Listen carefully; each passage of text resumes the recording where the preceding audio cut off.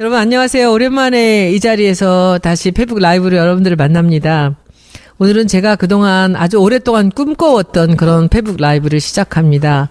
몇 번 할지 얼마나 계속될지는 모르지만 제가 궁금한 것들을 페북 라이브를 통해서 공부를 해가면서 여러분들을 만납니다. 최강욱 변호사님 소개할게요. 안녕하세요.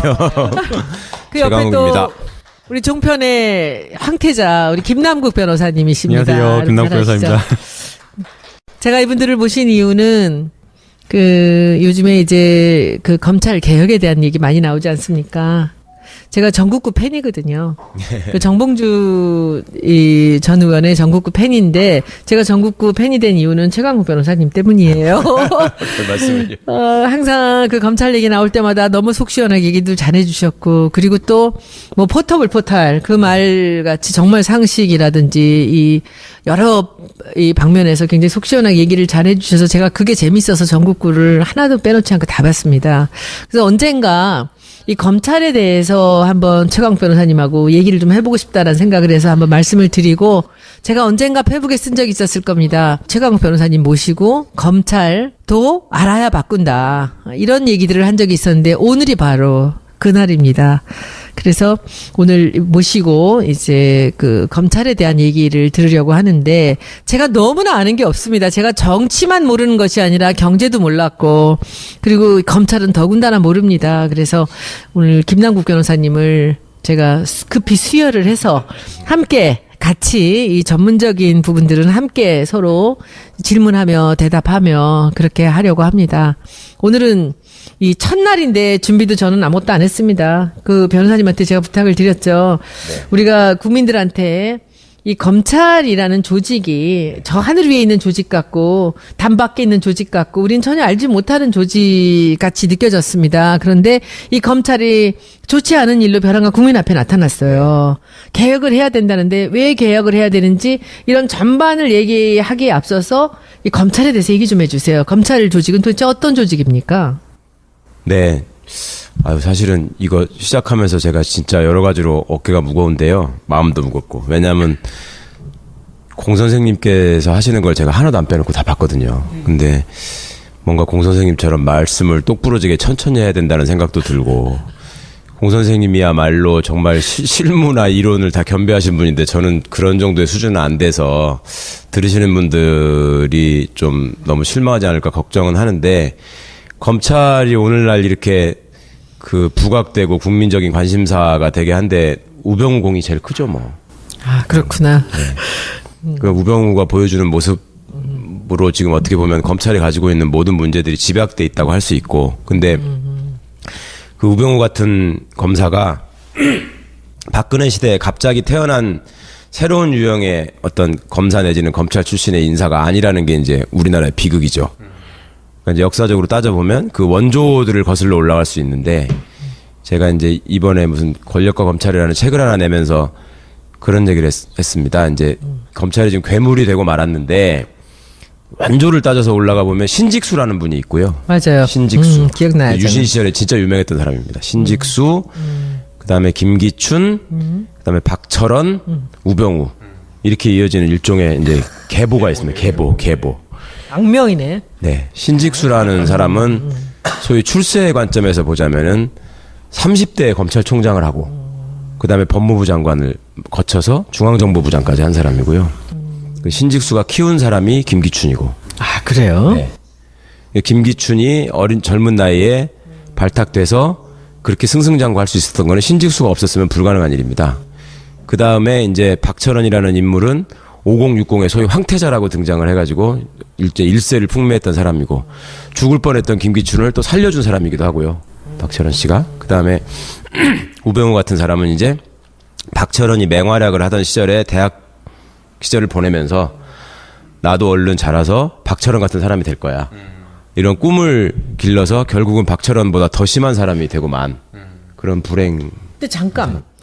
제가 보기에 그 검찰이란 조직이 좀 층층시야로 그 계보라든지 그 이 기라든지 이런 게 굉장히 중요한 그런 조직 아닙니까? 그렇죠. 그런데 어떻게 그렇게 젊은 사람들이 발탁이 되고 그런 사람들이 그렇게 바로 이렇게 승승장구하고 그러죠? 그러니까 어떻게 그게 이제 따져보면 체라는 게 있나요? 그렇게 올라가서? 아니요, 그게 아니라 이승만 정부 정권 때만 해도요 검찰이 이렇게 세지 않았어요. 이승만 정권 때는 경찰이 훨씬 셌습니다. 그래가지고 그렇지. 이승만 정권 때는 경찰서 형사과장이 검사가 마음에 안 든다고 저걸 암살하라고 지시할 정도로 경찰이 셌었거든요. 예. 그런데 이제 그 박정희가 쿠데타를 하고 나서 이 사람이 무력으로 사실은 중앙정보부와 군을 통해서 어떤 압박을 할 수 있지만 그런 독재 정권일수록 치장이 필요하잖아요. 치장이. 그거는 합법성을 가장하는 것. 그러니까 정통성이 없는 정권일수록 합법성을 가장하고 싶어 하니까 그 상황에서 대한 법률가가 필요했던 것이고 그다음에 이제 차례적으로 우리나라에서는 과거급제에 대한 환상이 있기 때문에 일제시대 때부터 고등문관시험 뭐 이래가지고 고시 합격자 이러면 사람들이 대단한 사람으로 일단 쳐주는 그게 있었습니다. 그러니까 박정희 입장에서는 군인이 무슨 짓을 했다 이런 거에 대해서 이제 우리나라 사람들이 옛날부터 좀 문관을 무관보다 우대하는 이런 생각이 있잖아요. 근데 자기가 이제 정통성도 없이 쿠데타로 정권을 잡다 보니 자기 입장에서는 소위 문관 중에서 사람들한테 제일 인정받는 출세했다고 인정받는 센 놈을 내 밑에 두면 자기가 가장 높은 자리에 쓰는 거잖아요. 그런 차원에서 사람을 찾다 보니 신직수라는 분이 그 박정희 씨가 사단장을 할 때 자기 법무참모였어요. 그 사람을 데려다가 그대로 검찰총장도 시키고. 눈에 들어오는 말 잘 듣는 사람이 있었구나. 그렇습니다. 똑똑하고. 네. 근데 그때는 쿠데타 이후에는 30대 사람들이 막 다 이거저거 할 때잖아요. 김종필 씨도 그때 30 몇 살밖에 안 됐고. 그러니까 네. 자기들 나이대에 맞춰서 한 거구나. 그 그렇습니다. 사람을 예, 발탁을 한 거죠. 그러니까 신직수라는 사람도 30 몇 살 때 검찰총장을 하는 게 당시에는 별로 어색하지 않았던 거예요. 그런데 이제 그게 그 정도에서 끝나지 않고 박정희 정권이 뭐 20년 가까이 유지되다 보니까 이 사람들도 그 시간만큼 쭉 해먹은 거죠. 쭉쭉쭉 승진한 거고요. 그러면 이제 그 밑에서 그걸 바라보던 사람들은 이제 첫 번째 목표가 소위 말하는 소년등과 그러니까 일찍 붙어야 된다. 그다음에 두 번째가 무슨 눈에 들어야지. 이거 다관왕 응? 무슨 나는 여러 가지 사시도 하고 행시도 하고 뭐 외시도 했다 뭐 이런 거 있잖아요. 예. 그런 걸 또 대단한 걸로 그런 게 느끼고. 인정을 받았나요? 그랬었죠. 다관왕이? 옛날에는 그런 거 하나만 딱 내세우면 국회의원 무조건 됐잖아요. 한 서너 번씩. 그거 내세우는 분들 진짜 많았습니다. 최근에는 고승덕 씨가 있지만 과거에도 무슨 뭐 수석 합격이다 최연소 합격이다 이런 거보다 고시 3관왕 이런 걸 훨씬 쳐줬어요. 그러니까 이제 그런 것들이 먹히던 시대다 보니까 그 시절에는 시험을 일찍 합격하고 가능하면 일찍 합격해서 왜 마부라는 영화 있잖아요, 의원님. 마부. 김승호 씨가 알아요. 그 명작 영화의 끝장면이 뭐예요? 그 큰아들이 고시 합격해가지고 서로 뿌듯하게 이렇게 딱 가면서 끝나잖아요. 그게 그 시대의 정서잖아요. 사람들의 말하자면 희망의 사다리. 근데 출세로 가는 꽃길. 그 변호사님 방금 출세에 대한 꽃길 말씀하셨는데 궁금한 게 도대체 이제 그냥 일반 사람들이 봤을 때는 검사만 돼도 어마어마한 자리에 간 거잖아요. 근데 뭐 시대가 바뀐다고 하더라도 그 사람들이 도대체 왜 그렇게 승진에 목매는 것인지 사실 뭐 승진하려고 뭐 결탁하고 정치하고 그러는 거 아닌가요? 그 도대체 왜 검사들이 그 안에 들어가면 그렇게 승진에 목매는 건지 저 같은 경우는 공직에 있어 본 적이 없어서 맞아요. 그 이해를 할 수가 없어요. 예. 그렇죠. 그런 것도 이제 그러니까 시민의 입장에서 볼 때는 일단 저게 검사다 판사다 이렇게 하면 그냥 그걸로 쳐주잖아요. 그 너는 그래서 출세한 사람이냐 아니냐 하면 출세한 사람으로 치거든요. 그래서 제가 어디 가가지고 대중 강연 할 때마다 출세라는 말의 의미가 정확히 뭔지 아십니까 이런 걸 물어보거든요. 그러니까 이제 그냥 사람들이 볼 때는 고시만 합격해도 출세했다라고 옛날에 많이 그랬거든요. 네. 근데 변호사님 말씀하신 것처럼 출세했다라고 보이는 애들이 더 큰 출세를 위해서 계속 목마르게 하는 걸 보면서 참 저도 이상하다고 생각했는데 첫 번째는 그겁니다. 그 안에서 누리는 혜택도 있지만 그 혜택의 수반에서 그 생기는 권력이 너무 많은 거예요. 생각보다. 그러니까 단적으로는 어떤 게 있냐면요. 이건 제가 예전에 사법연수원 시절에 직접 겪은 일인데 변호사님은 최근이라서 잘 모르셨죠. 저는 그때 한 20년이 넘었으니까 연수원 2년차 때 그 지방 그러니까 법원 판사 15로 내려갔어요. 제 고향이 전주인데 96년도에 20년 넘었잖아요. 그때 딱 가니까요. 거기에 이제 그 법원장을 비롯해서 그 판사나 이런 분들이 그때 이제 15라고 부릅니다. 판사 15. 시험 삼할 시자하고 이제 보조할 때 보자에서 이게 실무 수습을 하는 거예요. 내려가니까 시보님들이 오셨으니까 지역에서 환영회를 해야 된다 그래가지고 전주 시내 중심가에 있는 한정식 집이 이제 그때 요정이죠, 요정. 거기를 가가지고 쫙 까놓고 밥을 먹는데 동네 그러니까 그 전라북도의 유지들이 쫙 나오신 거예요. 그래가지고 일일이 이렇게 그 술을 따라주시는 거야, 그분들이. 몇 명 안 되는 시부한테 무릎을 꿇고 머리 허연 그 근사하게 생기신 분들이 와가지고 영감님 제 술 한 잔 받으십시오 이러는 거야. 전 너무 놀랐어요, 진짜로. 진짜 영감님이 젊은 나한테 영감이라고 한다는 것 자체가 너무 놀라운 일이잖아요. 근데 그분들 정서에는 그 영감이라는 말 자체가 예전에 당상관을 칭하는 말이잖아요. 그 영감 위가 대감이고 대감 위에가 상감이고 이런 건데 영감님이라고 하고 거기에 수반되는 혜택을 보자면 짧게 말하면 그러니까 그 전까지는 막 추리닝 입고 쓰리빠 끌고 다니는 인생 낙오자처럼 살다가 시험 합격 한번 딱 되는 순간부터는 일단 골드카드가 갑자기 나오고 그죠? 그리고 그 시절에는 이 차를 타고 가다가 신호위반이나 뭐 속도위반으로 걸리잖아요. 그럴 때 신분증을 보여주면 경찰이 정말 진심으로 죄송하다고 하면서 빨리 가시라 그랬었어요. 좋았던 시절이네. 네, 네. 그리고 정말로 많은 사람들이 너무너무 만나고 싶어 해요. 이 대목에서 잠깐. 이 국회의원하고 되게 비슷하네. 네. 안에 들어가면 아무것도 아닌데 밖에 나오면 이것이 이 무슨 굉장한 사람인 양 대접받고 그러다 보면 이제 사람들이 스포일되는 거지. 그러니까 이거는 국회의원 되시는 분들은 그래도 여러 가지 경험을 겪어서 그 분야의 어떤 대가가 돼서 국회의원 되시는 분도 있고, 맞아. 그다음에 여러 관직을 거쳐 되는 분도 있고 하니까 좀 더 달라. 이건 어린애가 어린애 맞아. 예. 20대 초반. 우병우는 25살 때 검사했단 말이야. 야, 그 나이에 그런 대접을 받고 살았던 거야. 근데 어디 가가지고 그런 양반들이 그러니까요. 한 서너 번까지는 너무너무 이게 어색하고 죄송하고 막 그래요. 어떻게 할 줄을 모르겠어. 근데 한 5번째부터는 누가 나를 딱 만났는데 안 그러면 이상하지? 예. 바로 고개를 숙이거나 이렇게 하지 않고 나를 딱 똑바로 쳐다보면 뭐야, 속으로 이거 봐라? 예, 이런 생각이 드는 거예요, 사람이. 근데 그렇게 건방을 떨고 다니다가 그리고 사람들이 또 검사나 이런 법조인에 대한 환상이 있기 때문에 엄청 또 막 이렇게 띄워준단 말이야. 뭐 가문의 영광이네 자랑이네부터 시작해가지고 뭐 온데 프레카드 걸고 막 그러니까 지가 진짜 제일인 줄 알아요. 그런데 막상 출근을 해보면 검찰에서는 진짜 말단 직원이거든 이제 검사는 평검사는. 그리고 밤새도록 일을 해도 정말 묘하다. 서류더미에 쌓여가지고. 네. 그리고 우리가 퇴근도 못하고 변호사들 입회하면서 보면은 그게 사람이 할 짓입니까? 앉아가지고 막 했어 안 했어 이거 해가지고 그냥 좀 땀 뻘뻘 흘리면서 밤새 해야 되잖아요. 에어컨도 잘 안 나와요 검찰청은. 그럼 이제 그럴 때 예전에 그런 말이 있었어요. 검사는 올라갈수록 편하고 처음에는 힘든데 올라갈수록 편하고 판사는 처음에는 검사보다 좀 덜 힘든데 올라갈수록 힘들다. 그게 이제 검사는 올라갈수록 직접 수사를 안 하고 결재만 하는 사람이 되고요. 판사는 올라갈수록 사건 기록을 더 많이 봐야 되는 부담이 생겨요. 그런 차이가 있는데, 그러니까 그 조직 안에서 보니까 나도 이 정도의 대접을 받는데 여기에 부장검사다, 부장 위가 차장이잖아요. 검찰은 차장검사다, 검사장이다 이렇게 되면 그거는 자기가 생각하지 못하는 또 다른 세계가 있는 거예요. 거기는.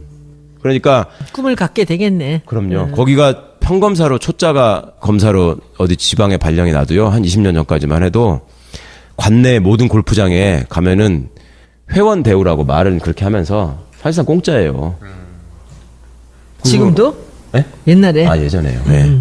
그리고 무슨 뭐 인사이동이 자주 있잖아요. 1년 반, 1년마다 이렇게 있으면 그 전별금. 챙겨주는 거. 변호사들이 챙겨주는 거, 동료들이 걷는 전별금, 그다음에 지역 유지들이 주는 전별금, 그런 것들만 모아도 몇 천만 원 되는 거예요. 한번 옮길 때마다. 괜찮아요. 괜찮겠죠. 그리고 예전에는 사람들이 인권의식이나 뭐 이런 것들도 별로 없었기 때문에 그냥 막 검사는 어마어마한 사람이고 검찰청 가면 그냥 죽어야 되는 걸로 알아. 그리고 그때는 정말로 나빴던 게 경찰 대하는 거를 마치 옛날 무슨 양반이 노비 대하듯이 대했어요. 예전에 제 친구 검사도 물론이고 검찰 수사관들도 경찰을 경찰을 완전히 하급기관으로 생각을 했기 때문에 예전에 제 친구네 사촌 형이 하나 있었는데 이분이 경찰관이었거든요. 자기는 평생의 소원이 지금 뭐 검사나 검찰 수사관이 될 수는 없지만 그때는 경찰들을 파견받아가지고 검찰청에 출근시켜서 부려먹는 경찰들이 있었어요. 나는 그 검찰 파견 경찰이 되는 게 소원이다 이렇게 말하는 사람이 있었어요. 왜 그러냐 그러니까 경찰이 사건을 송치하러 이렇게 들고 오면 거기 검찰 수사관들이 이렇게 보다가 검사가 보는 것다 이렇게 보다가 야 이거를 수사라고 해왔냐고 이걸 막 머리통을 때리고 쌍욕을 해서 쫓아내고 막 같은 이래요. 경찰끼리인데 아니 검찰 수사관이. 검찰 수사관이. 네. 그런데 검찰청에 파견 나와 있는 경찰한테는 그렇게 안 할 거 아니에요. 같은 사무실에 있으니까. 그러니까 그 수모를 자기가 참기 위해서라 나는 검찰에 파견 나가는 경찰 한 번만 해보면 소원이 없겠다. 이럴 때예요.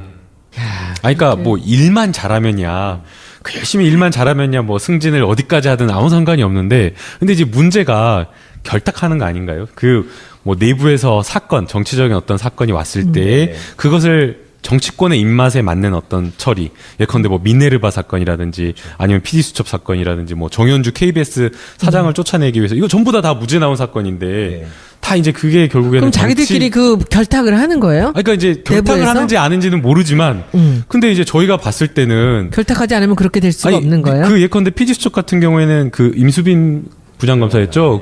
이건 도저히 안 된다. 기소할 수가 없다라고 나와버렸거든요. 옷을 벗고. 그런데도 무리해서 기소해가지고 결국은 무죄 나오고. 이게 문제라고 생각하는데 그렇게 안 하면 승진을 못 하는 건가요? 변호사님도 그렇게 못하겠다 해갖고 옷 벗고 나올 수 있나요? 위계 질서가 그렇게 있는 거야, 상하 관계가? 그쵸. 말을 듣지 않으면 안 되는? 얘기 좀 한번 해보시죠. 네. 그러니까 그 분위기에 자연스럽게 젖어드는 거죠. 그러니까 요게 이제 요즘 조금 완화됐다고 말은 그렇지만 그 예전부터 검사 동일체 원칙이라는 게 있었잖아요. 검사는 한 몸이다. 검찰총장을 정점으로 하는 피라미드 조직이고 이게 말을 안 들으면 이 사람한테 사건을 뺏어가지고 이 사람한테 주는 게 법적으로 보장돼 있었어요. 다른 검사한테 주는 게. 그럼 마피아네, 완전히. 네, 확실한 마피아죠. 그리고 거기에 이제 수반되는 혜택이라는 건 뭐가 있냐면 검사가 되면 많은 사람들이 사유를 삼고 싶어 했잖아요. 특히 한국 사회에서 돈 많이 갖고 권력 많이 갖는 사람들은 판사도 사위 삼고 싶어 했지. 근데 지금 보니까 판사는 아무것도 아닌 것 같아. 그런데 그때 당시에 세상을 잘 알고 이러는 사람들은 검사를 다 사유로 삼고 싶어 했어요. 예를 들면 힘이 있으니까. 그렇죠. 이명박이 사유가 검사 출신이잖아요. 그러니까 그 아는 사람들은 판사는 사실은 별게 아니라는 그러니까 왜냐하면 직접 나한테 위해를 가할 수가 없거든요. 판사가 판사는. 되기 더 어려운 거 아니었어요, 사실은? 뭐 그런 셈이긴 한데 네, 나중에 봐서는 아닌 거예요. 이게 돈을 보호하고 권력을 보호하기 위해서 판사는 거쳐야 될 단계가 너무 많은 건데 검사는 직접 그걸 다 할 수 있으니까. 아, 오늘 아주 굉장히 많은 것이 명확하게 드러나네. 그러니까 네. 이제 검사가 훨씬 그런 게 있는데 평검사일 때도 그런데 이제 부장이 되고 검사장이 되고 막 이러면 예전에는 그 지금은 그냥 검찰청에 있는 검사들이 누군지를 모르지만 예전에는 그 1호 검사, 2호 검사 이런 식으로 불렀거든요. 몇 명 검사가 안 되니까. 네. 그러면 그 검사들이 딱 나가면은 네. 정말로 뭐 경찰들 뭐 굽신거리는 건 뭐 일도 아니고 예전에 그래가지고 무슨 운동권 출신이 사법시험 붙어가지고 저기 술 먹고 파출소 들어가가지고 파출소에서 행패 부리다가 경찰들이 제지를 하니까 너 내가 누군 줄 알아 그래가지고 소장 책상 위에 올라가서 소변 보고 그런 사람이 아주 유명한 사람으로 현역 정치인이 있습니다 지금. 지금? 네. 그 누구도 생각하지 못할 굉장히 유명한 사람인데 그 짓을 해가지고 우리 당은 아니겠죠? 네네. 신문에도 크게 나오고 그랬었는데도 불구하고 뭐 검사 되는데 전혀 문제가 없었고요. 아, 그래요? 네. 그러니까 그런 데서 오는 그 혜택이 내가 평검사일 때도 이런데 올라가면 뭐가 있을까라는 게 너무 간절하고 그다음에 위에 사람들이 또 밑에 사람들을 가르칠 적에 상명하복이라는 것이 얼마나 중요한지를 계속 집중해서 가르치는 거예요. 왜냐하면 검찰에서 어떤 사건을 처리할 적에 모든 사건을 다 이상하게 처리하고 말아먹는 건 아니에요. 그렇지 않겠어요? 기본적인 정의감이나 양심은 있거든요. 사람이 누구나.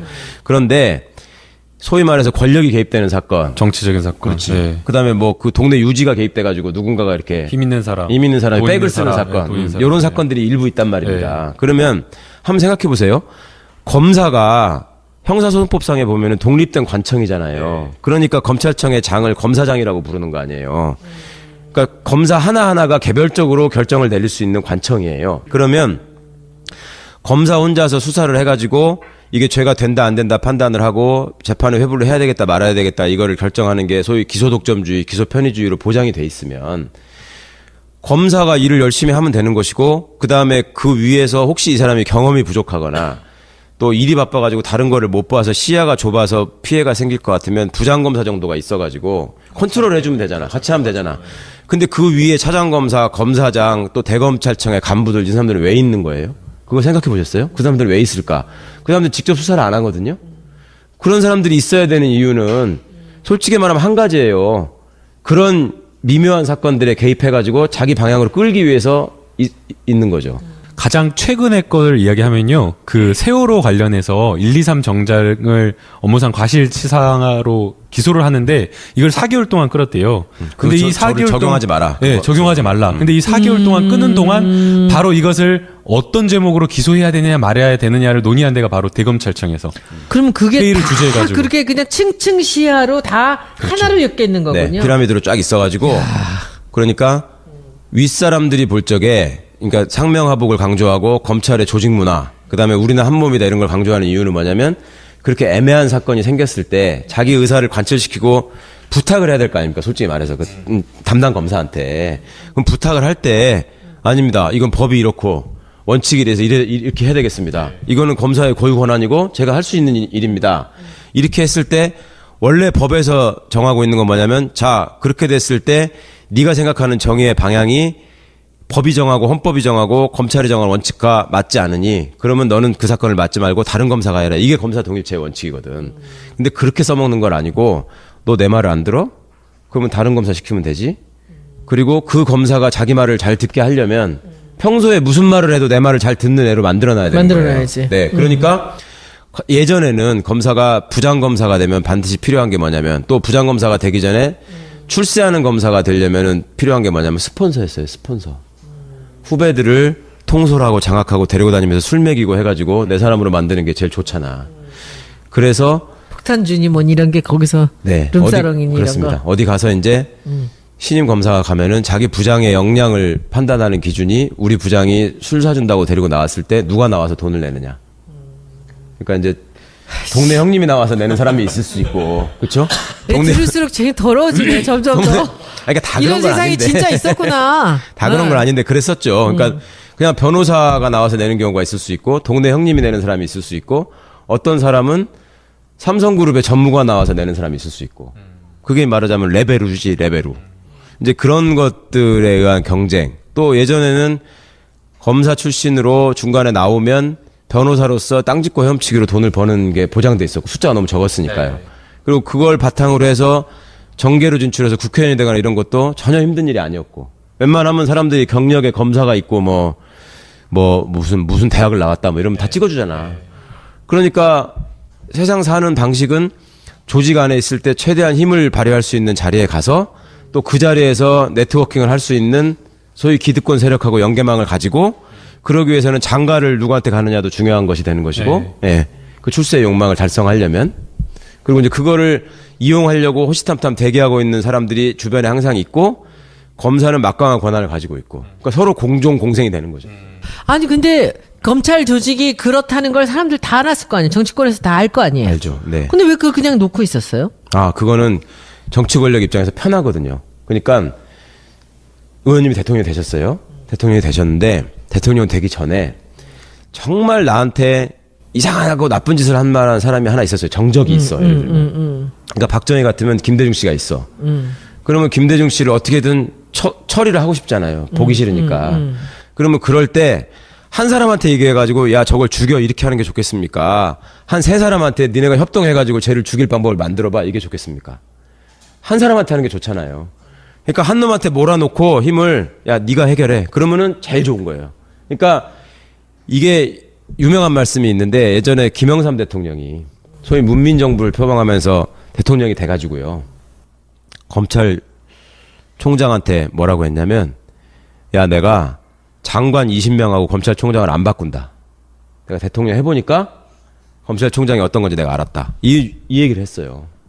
유명한 말이죠. 그러니까 권력자의 입장에서는 검찰이 권한을 많이 가진 게 자기한테 너무 편한 거예요. 그러니까 그렇다면은 이 정권이 바뀔 때마다 검찰은 항상 그 정권에 하고 결탁이 되는 거죠. 잘 보여서 서로 간에 서로 밀월 관계가 되는 거는 거죠. 점점 그게 그렇게 됐죠. 그러니까 이제 여기서 역사를 조금 말씀을 드리면 좋겠는데 우리나라에만 먼저 한정해서 말씀을 드리자면 제가 이제 아까 이승만 정권 때는 경찰이 더 셌다 그랬잖아요. 근데 그때도요.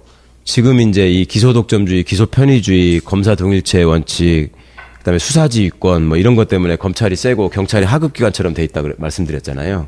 근데 맨 처음에 재원국회의원들이 법을 만들 때, 형사소송법을 만들 때 굉장히 많이 토론을 합니다. 과연 경찰을 검사의 하부기관처럼 이렇게 만들어놔도 되는 것인가에 대해서 토론을 하면서 이제 이분들이 어떻게 결론을 내리냐면 원래 세계적인 입법례를 보면 경찰이 수사를 하는 게 맞은데 우리나라 경찰은 지금 친일파가 대부분 장악하고 있다, 경찰을. 그리고 숫자가 너무 많다. 예. 그리고 힘이 세다.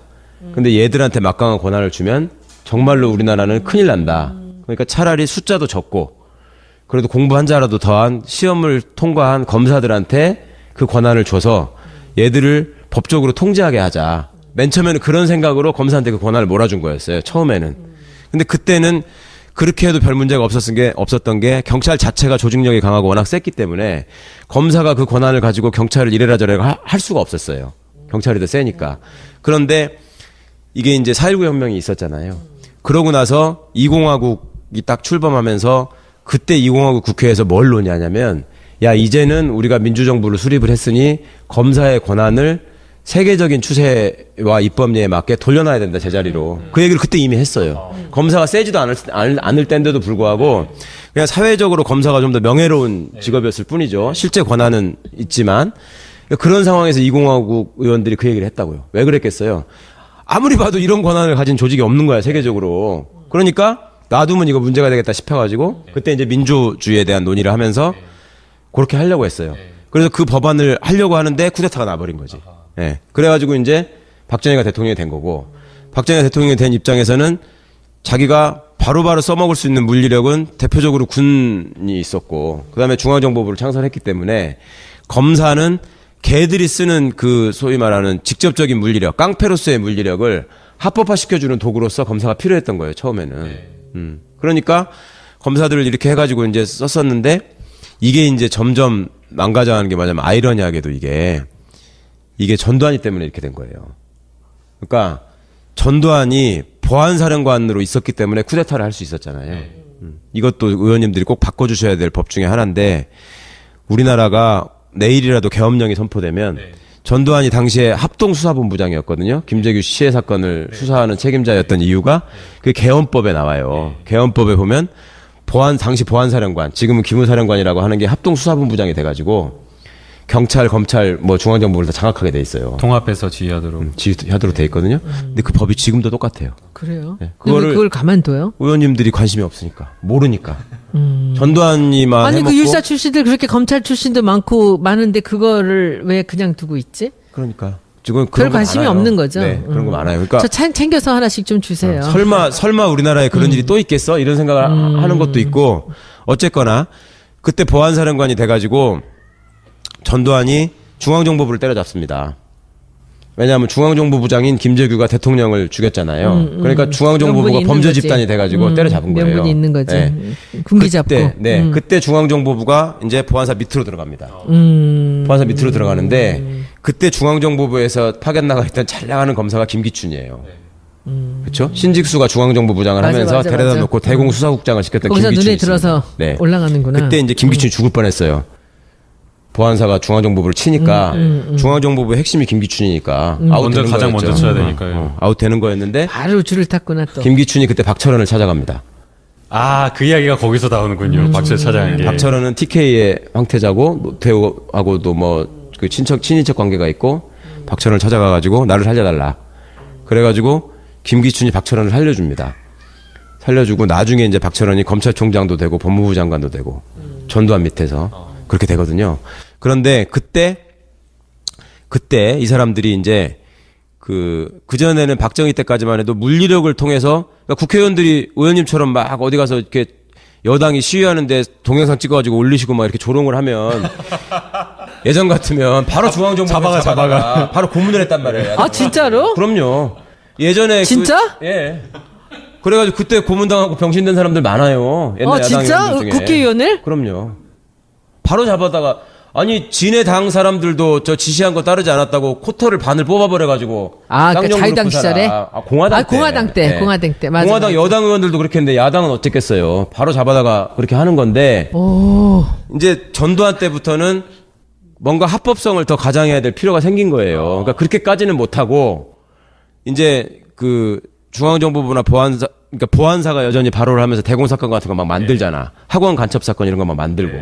그러면 검사가 이제 나중에 그거를 합법화 시켜주고 법정에 가가지고 유죄를 만드는 역할을 하는 거죠. 그리고 보안사나 중정 애들이 뒷구멍으로 가가지고 판사 협박하고 이걸 무죄로 하면 너 죽어. 이렇게 해가지고 이제 돌아가는 시스템이었단 말입니다. 아, 참나. 근데 그러다가 이제 그러니까 중앙정보부가 제일 셌었는데 하나가 아웃이 됐죠. 보안사가 1등이었잖아요. 근데 이게 이제 6.29 선언 이후에 민주화의 트랙을 타면서 보안사가 이제 점점 힘이 빠지기 시작하는 거예요. 예전에는 보안사 하사만 돼도요. 네. 군수 뺨을 때렸어요. 전두환 때는. 그게 몇 년도인가요? 80년대 80년대 초반에는 초, 예. 군청에 민주화되기 가가지고 전에. 그때는 지방자치 아니고 이제 예. 내무부 소속 군수했을 때잖아요. 네. 군청에 무슨 주요한 사업이 있는데 그 보고서를 날 주라. 예. 안 주니까. 보안사 하사가 와서 달라고 그러는데 하사면은 23살, 4살짜리들이에요. 그때 군수면은 지방 그 중앙에서 내려가 서기관이기 때문에 나이가 50 가까이 된 사람이라고요. 그걸 바로 따귀를 때렸다니까 이 건방진 새끼가 어디서 내가 지금 이거 달라는데 그런 시절이었는데 그 뒤에 이제 이게 너무 이제 노태우 시절을 가면서 소위 민주화 트랙을 타면서 법치주의라는 걸 얘들이 내세우는 거야. 박근혜가 이명박이 아주 그냥 얘기하는 법치주의. 투명하게 보이네. 왜 검찰이 떠오르는지. 그러니까 얘들이 얘기하는 법치주의가 왜 나오는 거냐면 자 이제는 물리력으로 이렇게 하는 게 아니고 민주화가 된 사회에서 어떻게 군인들이 와서 사람을 잡아가느냐 이렇게 얘기를 하니까 자 그럼 법으로 하마. 검사가 잡아가는데. 그렇죠. 아. 그러니까 악법을 만들어가지고 네. 법을 지켜라. 아니면 비리나 이런 거를 정보를 캐가지고. 그렇죠. 딱 그걸로 이제 올가면 약점 가지고. 그럼 이제 그렇게 하다 보니까 법치주의라는 영역이 되다 보니까 법을 아는 전문가 집단한테 자연스럽게 힘이 실리는 거예요.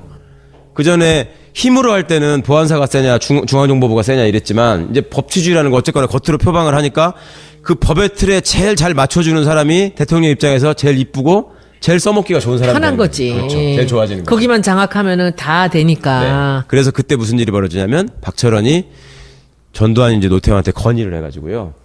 지금 검사가 초임 검사로 발령이 나는 순간 3급 대우를 받는다 그러거든요. 3급 공무원 대우를. 3급이 중앙정보부의 국장이잖아요.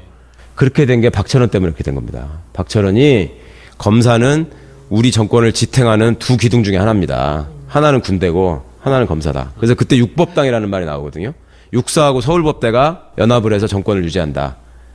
그래서 박근혜 시절이 오니까 그 육법당이 부활합니다. 가만히 보시면 박근혜 시절에 장관이 되고 뭘 하는 사람들 보면 지네 아버지가 육사 출신이거나 네. 아니면 법조인이거나 유신 시절을 살았던 사람들. 그러니까 김기춘 같은 사람들은 그런 사람들이고요. 그리고 박근혜 입장에서는 김기춘 하나만 잡아놓으면 모든 것이 그냥 줄을 서는 그런 뭔가 잡을 수 있는 거죠. 과거의 시스템으로 그대로 딱 만들어볼 수 있는 거죠. 예. 근데 실제로 과거의 시스템으로 그렇게 그렇게 갔나요? 간 거죠. 예를 들어 서승환 국토교통부 장관 같은 사람 아버지가 서종철이라고 군인 출신이란 말이에요. 그런 사람들만 다 있었던 거예요.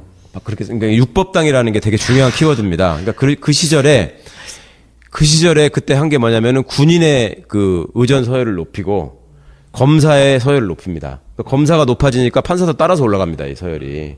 그래가지고 이거를 막 3급 대우를 한다 이렇게 돼버린 거야. 그리고 군인도요. 잘 모르시는데 경찰 총경하고 총경이면 경찰서장이잖아요.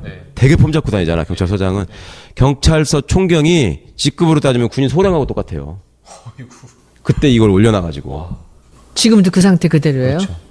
그러니까 그거는 봉급으로 이렇게 비교를 해보시면 되거든요. 국회의원 장관급이라 그러잖아요. 국회의원 장관급인 이유는 현실적으로 보면 장관 봉급하고 국회의원 봉급이 비슷해요. 국회의원 봉급이 조금 적은데 그걸로 따지는 거거든요. 그러니까 그때 그렇게 이제 올려놓고 박철원이라는 사람은 진짜로 정권의 핵심이었거든요. 예. 황태자였단 말이에요. 예. 그러니까 검찰이 정말 대단할 때예요. 근데 그때만 해도 에피소드가 있는데 초반에 전두환이 정권을 처음 잡았을 때만 해도요. 검사들이 자기 인사청탁을 초창기에 80년대 초반을 하면은 그 국방부로 가면은 법무관들 중에 제일 높은 사람이 법무관리관이라는 자리가 있었어요. 그게 이제 투스타가 하는 건데 그 사람을 찾아가 가지고 인사청탁을 했어 검사들이.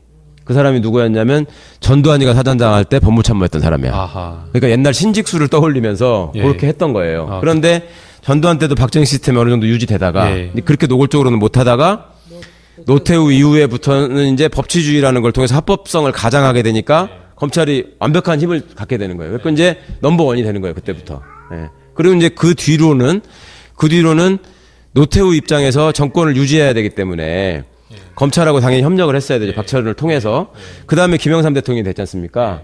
김영삼 대통령은 자기가 모토로 내세운 게 뭐냐면 오공청산이었어요. 오공청산.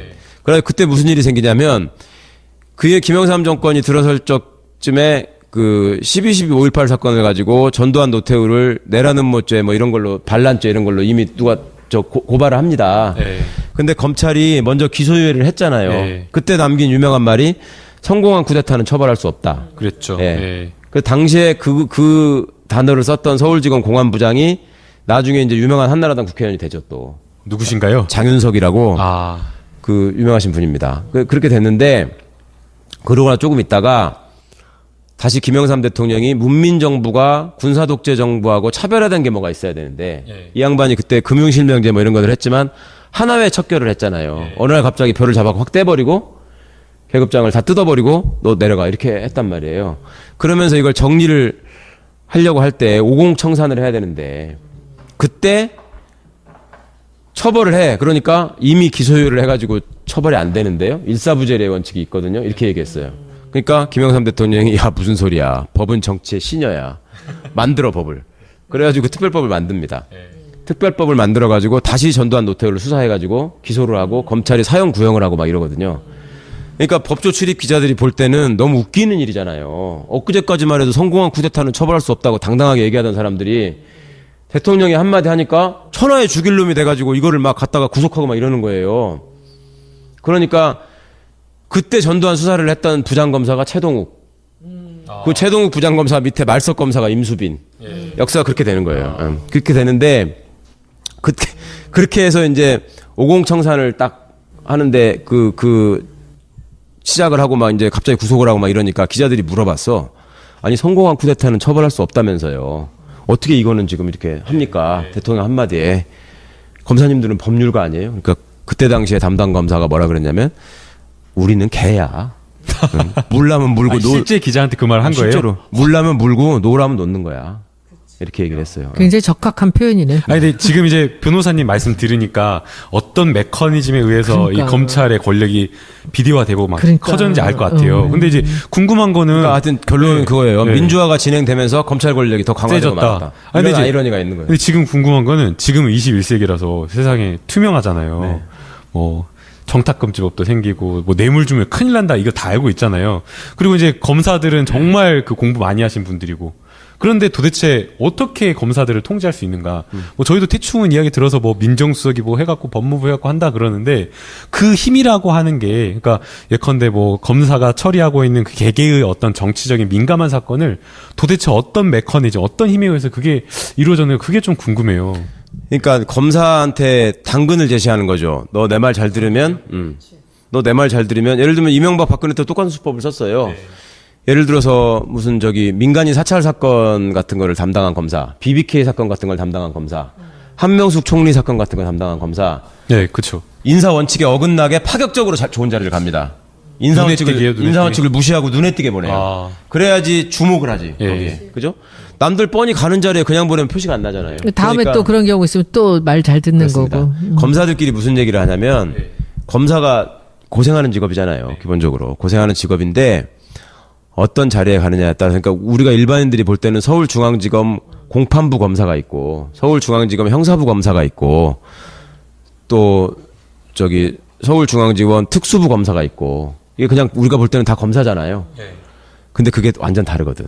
그러니까 이제 검사로서 말하자면 활개를 치고 그 권한을 최대한 발휘하면서 권력을 행사하면서 좋은 자리로 가는 검사가 되려면 인지수사를 할 수 있어야 돼. 인지수사. 인지수사라는 건 뭐냐면 경찰이 먼저 처리해온 사건을 내가 나중에 결정하는 역할을 하는 게 아니라 검사들의 대부분은 그런 일을 하는 형사부 검사거든요. 사건의 대부분이. 그런데 그걸 하는 게 아니라 내가 직접 사람을 잡아올 수 있는 거. 이게 이제 인지부사라고 합니다. 내가 하고 싶은 수사 하겠다는 거네요. 그렇죠. 어. 그런 수사가 사실은 어떻게 보면 권력이 원하는 하명 수사를 할 수 있는 거고. 생색도 그러니까 이제- 나고. 그렇죠. 그런데 그게 지금 그러면은 YS 정부 때부터 더 강해졌다는 거잖아요. 50, 점점 60을 더, 지나면서. 예, 그런데 이 사람들이 아까 말하기는 자기들은 개다. 물려면 네, 네. 물고 노려면 논다라고 했는데 어떻게 이렇게 검찰의 힘이 비대해지나요? 네. 노무현 대통령 때도 지금 검찰 개혁을 하려다 못했잖아요. 네. 그리고 지금도 제일 먼저 그것을 검찰 개혁을 화두로 내놨는데 왜 그것이 그렇게 핸들링이 안 될 만큼 비대해져 간 건가요? 그러니까 김영삼 개라면서? 김영삼 대통령이 내가 검찰총장 1명하고 장관 20명을 바꾸지 않는다라고 말했던 의미가 검찰을 통해서 뭔가를 해결하는 게 너무 편하고 좋은 거예요. 유용한 거지. 해보니까. 이렇게 해놓으니까. 네. 정치인 예. 시절에는 그렇죠. 이 사람이 야당 총재 너무 편하지. 시절에는 예. 야당 총재 시절에는 어. 의원님도 야당 시절 해보셔서 아시겠지만 야당 의원이 법안을 하나 내가지고 이걸 관철시키면 얼마나 힘듭니까? 네. 그 막 이은재 같은 사람도 붙잡고 막 의원님 이거 하나만 좀 어떻게 해주세요 이렇게 해야 되는 상황이 있잖아요. 난 이은재 붙잡고는 안 해 그래도. 상임위를 안 하면 안 했지. 이은재 붙잡고 그런 거 해달라고는 안 해. 상임위에서 통과시키려면 하여튼 막 그런 걸 해야 되잖아요. 옆에 그 옆 사람을 붙잡게. 막 이완영 의원하고 같이 간사 그 협의해야 사람도 되고 안 막 잡아. 이러잖아. 근데 이 양반이 그런 거를 하다가 대통령이 딱 되니까 자기는 뭐 군대를 가지고 할 것도 아니고, 그지? 할 수 있는 게 네, 자기가 중앙정보부의 피해자인데 그걸 갖고 할 것도 아니고. 이 검사가 한번 시켜보니까 잘하거든. 그렇지. 너무 좋은 거예요. 스마트하고. 네, 그러니까 이것들을 가지고 하면 되겠다 해가지고 이제 계속 힘을 실어주는 거죠. 그 다음에 김대중 정부가 됐는데 DJ 정권에서는 지금 생각해 보면 검찰을 제대로 바로잡고자 하는 시도를 그나마 제도적으로는 못했지만 그나마 정권 입장에서는 최선을 다했던 정권이라는 평가를 합니다. 그런데 그때는 과거 독재 정권 시절에 김대중 대통령에 대해서 다 공격을 했던 자들이 검사잖아요. 대통령이 사형 선고를 받았던 분이 대통령이 되신 거잖아요. 그걸 검사가 한 거잖아요. 사형 구형을 했던 게. 그러니까 검사들이 바짝 쫄았다고요. 대통령이 딱 되니까. 그래가지고 대통령이 취임하시고 나서 검사장들을 청와대에 불러가지고 오찬을 딱 하는데 이것들이 정말 겁을 먹고 간 거야. 이제 뭐라고 할까. 딱 갔는데 대통령이 거기서 뭐라고 하셨냐면 휘호를 하나 써가지고 딱 주시면서 검찰이 바로 서야 나라가 바로 선다. 이걸 써가지고 주셨어요. 한글로. 그거의 의미는 김대중 대통령님의 입장에서는 정치보복을 하지 않겠다라는 말씀을 하셨었고 당시에. 그다음에 우리가 이제 새로운 나라로 가자라고 했는데 너네들이 그동안에 했던 소행을 생각해봐라. 니들 때문에 나라 꼴이 이렇게 됐다. 그러니까 니네가 똑바로 해야지 제대로 된 나라가 된다라는 의미로 이걸 써주신 걸 거 아니에요. 알아서 잘해라라는 얘기였는데. 그러니까 액센트로 치면은 나라가 바로 선다에 액센트가 있었던 거죠. 검찰이 바로 선다라는 거는 이게 종속되는 개념이고. 얘들이 지금도 그거를 대검찰청 현관에다 걸어놓고 있습니다. 대통령이. 그걸 어떻게 써먹고 있냐면 우리가 나라의 핵심이기 때문에 우리가 바로 쓰면 나라도 바로 쓰는 거고 우리가 죽으면 나라도 죽는 거야. 우리가 중심이야 세상에. 네, 이렇게 얘기하고 있는 거예요. 그러니까 검찰은 정치 권력, 아까 물어보신 정치 권력의 간섭으로부터 어떻게 할 수 있느냐라고 물어보면 검사들이 요즘에도 하는 얘기가 뭐냐면 특검 안 보셨어요? 특검? 이번 박영수 특검이 다 검사들이 가서 한 거예요. 근데 검사들이 그렇게 나쁜 놈이면 어떻게 그런 성과를 냈겠어요? 네. 보세요, 여러분. 이유는 한 가지예요. 박영수 특검과 검찰의 차이는 박영수 특검은 대통령이 간섭을 하지 못하고 특검이 독자성을 가지고 움직였잖아요. 그렇게 하니까 그런 성과를 내잖아요. 그러니까 우리 검찰을 대통령이 컨트롤하지 말고 놔두고 우리끼리 알아서 하게 하면 우리끼리 잘합니다. 이게 검찰의 논리예요. 근데 그렇게 해놓으면 진짜 이건 천둥벌거숭이가 되는 거예요. 정말 검찰 파쇼가 되는 겁니다. 예. 네. 제도를 고치지 않고 그렇게 해놓으면 정말 위험한 얘기인데 국민들이 그냥 들으시기에는 그럴싸해요. 특검을 예를 두니까. 그리고 또 하나 따라붙는 얘기가 경찰을 어떻게 믿어요? 응? 경찰 보세요. 지금도 돌아다니면서 동네 술집 가가지고 삑 뜯는 사람들이 있는데 이런 얘기들을 하잖아요. 그 사람들이 그거에 대해서 경찰들이 정말 많이 노력해서 많이 바꿨는데도 불구하고 당하는 사람들이 아직도 있거든. 경찰이 숫자가 많으니까. 그러니까 이제 그런 것들을 활용하려고 하는데 문제는 정치 권력이 검찰의 속성을 너무 몰랐어요. 그러니까 DJ 정부와 참여정부의 실패의 이유는 검찰을 바로 서려고 하는 의지도 있었고 검찰을 정치적으로 이용하지 않겠다라는 거는 확고하게 했었는데 아니 DJ 정부나 노무현 정부 시절에 무슨 검찰을 이용해가지고 정치적으로 누구를 핍박한 사건이 있었나요? 없잖아요. 오히려 검찰한테 당했지. 온로비 사건 이런 게 뭔데? 디제 정부 시절에 검찰총장 부인이 어디 가가지고 뇌물로 옷을 받았다더라 뭐 이런 거잖아. 법무부 장관이면 법무부 장관 총장이면 부인이. 김태정. 그러니까 오히려 법무부 장관을 공격하는 사건이었다고요. 노무현 정부 때 대선자금 수사. 이걸로 안희정 지사가 구속됐던 거 아닙니까, 그때. 그러니까 그런 것들을 했는데 우리는 이제 당하기만 하고 살다 보니까 권력을 잡아서 검찰한테 책임감을 부여해 주는 대신에 그렇게 간섭하고 이렇게 하고 하지 않고 놔두면 그래도 배운 놈들이고 똑똑한 놈들이니까 말씀처럼 공부도 많이 하고 했으니 알아서 잘하겠지. 자존심이 있는데. 근데 그러기엔 너무 늦어버렸죠. 그러기에는 권력의 단맛을 너무 많이 안 거야. 검찰은. 조직 자체가 스포일됐다 이거죠. 그렇죠. 이미 스포일 다 버린 거죠.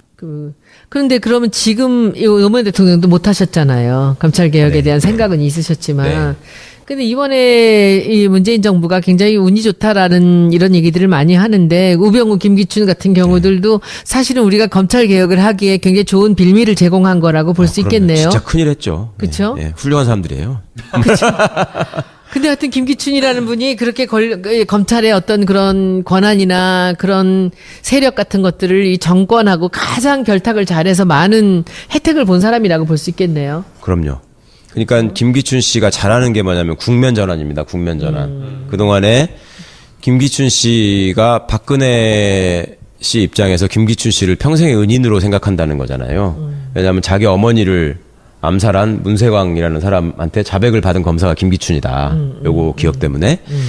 근데 김기춘이라는 사람이 그때 당시에 중앙정보부에 있으면서 어떤 사건의 수사를 통해서 그 당시의 전국 상황이 물길이 바뀌어버리는 이런 경험을 많이 한 거예요. 거기서 검찰 권력이 그렇게 행사되면, 그러니까 예를 들면 강기훈 유서대필 사건, 우리가 기억하고 있는 이런 사건들이 있잖아요. 프레임을 씌워가지고 다른 쪽으로 하는 거. 그러니까 몇 번의 경험이 있죠, 그런 게. 쫙 시민들이 호응을 얻고 막 퍼져나갈 때, 그럴 때 검찰에서 간첩 사건을 하나 만들어낸다거나 그런 무슨 유서대필 조작 같은 쇼킹한 사건을 해가지고 방향을 바꿔버리는. 그러니까 그걸 써먹었던 게 초원복 국집 사건에서 김기춘이 지역감정 조장하는 발언을 했다가 이거를 도청 프레임으로 돌려가지고 맞아요. 성공을 했지 않습니까? 네네. 그거를 십상시 문건 사건 때 또 써먹었던 거죠. 네. 그거를 계속 이 사람은 하면서 성공해왔고. 그럼 우병우의 역할은 뭐였어요? 우병우의 역할은 자, 김기춘이 그 역할을 그런 거를 배울 때가 신직수 밑에 있으면서 배웠다고 제가 말씀드렸잖아요. 그 신직수가 김기춘으로 바뀌고 세월이 흐르니까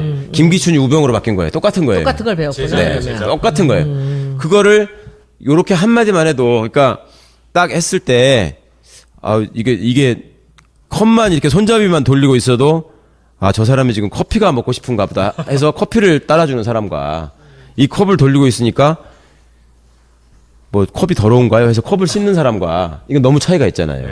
그러니까 김기춘이나 우병우는 이게 잘 쓰는 말이 윗분의 뜻을 받들어. 김기춘이 이런 말 많이 썼잖아요. 그러니까 윗분이 무슨 생각을 하는지를 귀신같이 하는 거야.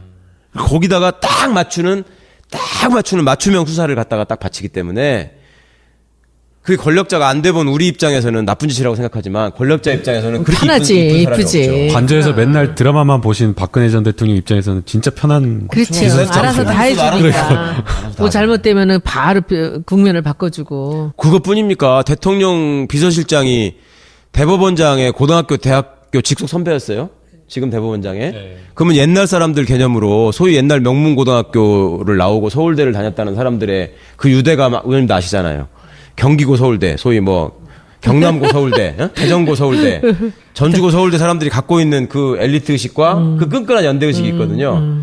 그게 대통령 비서실장이 어디 대법원장한테 무슨 판사가 문제가 있으니 뭐 인사조치를 해야 된다 이런 얘기들이 김영환 수첩에 나오지 않습니까? 민정수석이 적었잖아요. 비서실장 지시사항 중에. 그런 얘기를 어떻게 하냐고. 근데 김기춘 씨 입장에서 볼 때는 저거 내 고등학교 후배야. 내가 얘기하더라고 전에. 네. 끝나는 거지 그냥. 저는 제가 옆에서 직접 본 건데요. 굉장히 그 법관 고위직하고 또 검찰의 고위직이 그냥 편하게 사건에 대해서 통화를 하는 거를 제가 직접 들었어요. 근데 저는 제가 그걸 보고 야, 이거 이렇게 해도 되나? 왜냐면은 검찰하고 법원은 독립적이어야 분리돼야 되는데 서로 간의 어떤 인적 네트워크를 가지고 그렇게 하더라고요. 그래가지고 저는 그 깜짝 놀랐는데 진짜 그 변호사님도 약간 그런 얘기 많이 들으시죠. 훨씬 더 그런 쪽에 가깝게 계시니까. 무슨 얘기? 그러니까 예컨대 그 사회 상류층에 그럼. 국회, 뭐 법원, 검찰 이런 사람들이 네트워킹 통해 가지고 서로 전화하고 연락하고. 여당 야당도 그래요. 여당 야당도 그래요? 싸우는 척하는데 뒤에 가서 다들 자기들끼리 또 아 진짜요? 제가 사법연수원 마칠 때쯤에 그 어떤 우리 향후의 모임을 갔는데 네. 그분들이 그러시더라고. 딱 메인 테이블에 있는 사람이 가서 마이크를 잡더니 그 국회의원 몇 번 떨어진 변호사인데, 야 세상에 평준화 제도, 고교 평준화라는 이상한 제도를 전두환이가 만드는 바람에 이게 향후회가 이상해졌다는 거예요. 저게 무슨 소린가 했어. 그렇지. 이상한 애들이 섞인 거지. 네. 옛날 같으면 전라북도 같은 경우에 전주고등학교 동문회만 하면 거기다 하나 더 붙인다면 일이 남성고등학교라고 있어요. 그 두 학교 동문회만 하면 법조동문회건 뭐건 자동으로 다 되는 거야. 그래서 거기 앉아가지고 자기들끼리 뭐 너는 이번에 어느 자리 가라. 이거를 경기고는 오직했겠습니까? 그렇게 다 정리될 수 있는 일인데 평준화 때문에 막 고등학교가 들어보지도 못한 고등학교가 막 경기고등학교 나온 사람이야. 평준화 경기. 그래서 그 사람들이 권력을 잡고 뭐를 저기를 해나갈 때 특목고에 그렇게 집착하고 고교 서열화를 해야 되고 하는 게 옛날 그런 옛날 뼛속부터 그런 게 네. 있었기 때문에. 자사고니 뭐 이런 거. 그리고- 자기들 옛날에 그때가 좋았다라는 거. 뭐, 그리고 그때 뭐 그 이해할 수는 사람들이 있어. 평준화 됐을 때 경기고는 제가 서울에 안 있어서 모르겠는데 전주 같으면 전주고등학교가 명문인데 전주고등학교 총동문회에서 평준화된 이후 애들은 우리 후배로 칠 수가 없으니까 이름을 바꾸라 그랬어요. 학교 이름을. 이름까지 지어줬어요. 전주고등학교라고 하지 말고 풍남고등학교라고 해라. 우리는 그 정도는 아니었는데. 야, 근데 그런 사람들이 지금도 검찰 법원의 상층부는 지금도 그때 시절의 사람들이 있는 겁니다. 그 공부만 좀 잘해서 이 시험 봐가지고 자기들이 고시패스 하고 나면은 이제 자기는 다른 사람들이라고 생각하는 거죠. 근데 이 사람들이요, 그게 고시패스된 이후에부터 그런 생각을 하게 된 게 아니라, 옛날에는 중학교 입시부터 있었잖아요. 그러니까 중학교 때부터 얘는 막 이렇게 된 거야. 우리 애가 경기중 다녀. 우리 애가 경기고 다녀. 이번에 서울대 들어갔어. 고시 붙었어. 검사야. 막 이러면. 특별한 사람이 된 것처럼 그럼 느끼겠네요. 그거를 중학교 들어갈 때 몇 살입니까? 13살, 14살. 공부만 잘하면 다 용서가 됐었거든. 그럼요. 그때는 좋은 학교 다니면 대접받고. 결론은 그럼 검찰개혁이 아니라 교육개혁으로 가야 되니까. 그러니까 적폐라는 말을 쓰는 거죠. 그러니까 한 군데 고친다고 되는 게 아니라. 그런데 이번에 문재인 대통령이 이 검찰 개혁할 수 있을까요? 저는 하실 수 있을 거라고 봅니다. 왜냐하면 과거 민주정부에 실패하고 이번에 다른 점은 의원님께서는 운이 좋다고 표현하셨지만 어쨌거나 이 사람들의 잘못이 계속 쌓여 있다 보니까요. 때가 된 거지. 운이 좋다는 건 그 때를 딱 그렇죠. 우리가 딱 여기서 칠 수 있는 네. 그 명분을 만들었다는 어떤 역사적인 건데. 물결이 이제 딱 모인 네. 것 같아요. 그것이 우리 국민들을 돕느라고 하늘이 김기춘을 비서실장으로 만들었고 그렇죠. 하늘이 우병우를 민정수석으로 만들었다고 생각합니다. 하늘이 박근혜를 대통령으로 만들었기 때문에 우리가 그나마 박정희 신화에서 이제 벗어날 수 있는 계기가 된 것처럼 그러면 지금 그럼 이 문재인 정부가 이 검찰 개혁을 할 수 있다고 말씀하시는데 검찰 개혁이라는 것이 어떻게 되는 거예요? 그거 이 시간에 다 하나요, 의원님? 아니 간단하게 간단하게. 어떻게 되는 이 것이 시간에 검찰 핵심적인 개혁인가? 주제만 말씀드리자면 거기까지만 하면 오늘은 끝날 것 같아요. 네. 검찰 개혁의 첫 번째 과제 검찰에 집중되어 있는 권력을 나눠야 된다. 어디랑? 그러니까 수사권을 뺏어서 내지는 수사권을 쪼개서 경찰한테 주고 네. 경찰도 쪼개고 네. 예. 그다음에 그러니까 검찰의 지나친 권력을 나누는 쪽으로 네. 법과 제도가 만들어져야 되고요. 이제 법률 사항부터 말씀을 드릴게요. 법과 제도가 만들어져야 되고요. 그래서 우리가 관심을 가져야 될 거는 지금부터는 국회 법사위입니다. 국회 법사위. 그러니까 노무현 정부 때는 그런 제도를 만들어내는 토론을 무지하게 했거든요. 근데 그때 토론만 하느라고 아무것도 잘 이뤄놓은 게 없어가지고 다행스럽게 지금은 토론할 필요가 없게 돼 있어요. 그리고 그때 토론을 하는 그거를 주관하셨던 분이 대통령이 되신 거예요, 지금. 그러니까 이 양반이 너무나 잘 알고 있어요. 검사에 옆에 계신 참 분. 우리가 이번에 문재인 대통령을 보면서 이 들어가서 사람들이 잘한다고 국민들이 다 좋아하고 있는 이유가 옆에서 이렇게 보면 다 겪은 거야, 이거. 그럼요. 네. 그 안에서 겪었고 동선까지 다 알고 있는 거야. 네. 그게 얼마나 다행이에요. 그러니까 이번에 또 될 수 있다라고 보는 게 과거 정부도 보면 다 사법개혁 하려고 했는데 안 됐던 게 정권의 약점이 있었어요. 김대중 정부 때도 사법개혁 한다 그랬는데 그때 뭐 업로비 사건 터져가지고 뭐 법무부 장관 날라오고 총장 날라오고 그랬죠. 노무현 정부도 한다 그랬는데 그때 비자금 사건 대선 비자금 수사 때문에 사실은 검찰 개혁하기가 쉽지가 않은 그런 것들이 그때 있었는데 그 노무현 정부의 네. 대선 자금 수사 때 국민검사라는 말이 처음 생깁니다.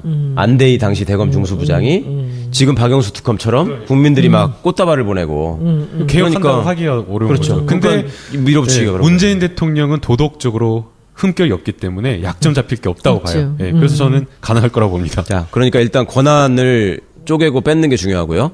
두 번째는 검사들이 그렇게 이상한 짓을 꺼리낌 없이 할 수 있는 이유가 뭐냐. 그거는 누구도 자기를 수사할 수 없다는 자신감이 있기 때문에 그런 거예요. 그러니까 노무현 대통령께서 예전에 아주 적합한 표현을 쓰셨는데 세상에 자기의 계좌를 보여주지 않는 유일한 조직이 딱 하나 있다. 검찰이다.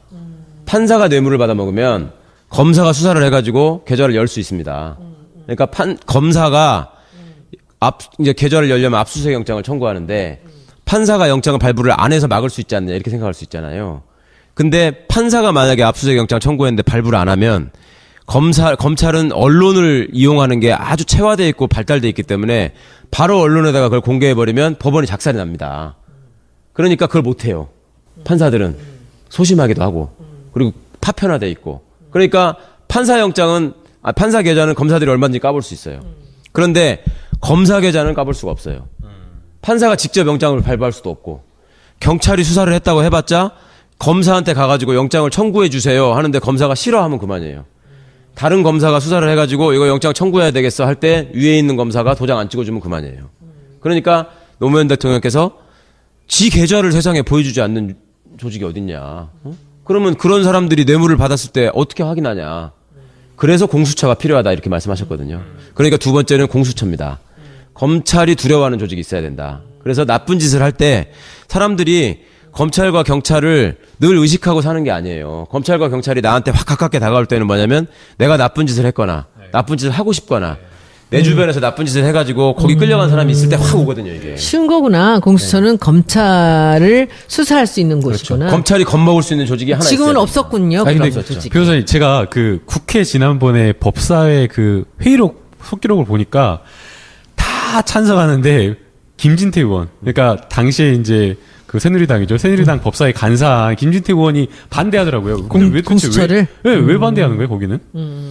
자유한국당. 예. 거기는 제가 그 말씀드렸잖아요. 이 대한민국의 구세력의 뿌리는 군부하고 검찰에 있습니다. 왜냐하면 그게 구세력을 지탱한 뿌리야. 육법당 제가 말씀드렸잖아요. 그러니까 이제 앞으로 추이를 보면 아시겠지만 언론개혁, 재벌개혁, 뭐 이런 것들, 종교개혁, 우리가 지금 과제들이 많잖아요. 그런 것들도 중요하지만 결국 마지막까지 저항하는 분야는 앞으로 두고 보십시오. 국방개혁하고 검찰개혁이에요. 왜냐하면 소위 말하는 적폐 세력의 뿌리가 거기 있기 때문에. 그런데 우리는 그냥 생각할 때 동등한 층위의 개혁이라고 생각하거든요. 그래서 순진하게 접근하는 면이 있어요. 야, 언론도 잘못한 게 많고 검찰도 잘못한 게 많고 군대도 잘못한 거 많잖아. 그거 다 바꿔야 될 거 아니야. 이렇게 그냥 단순하게 생각을 하는데 군과 검찰은 대한민국의 암흑시대를 이끌어온 두 축입니다. 그거를 1, 2년도 아니고 수십 년을 해먹었던 조직이에요. 그러니까 다른 정부 조직이 갖고 있던 어떤 관점과 역량하고 완전히 다른 조직입니다. 이거는.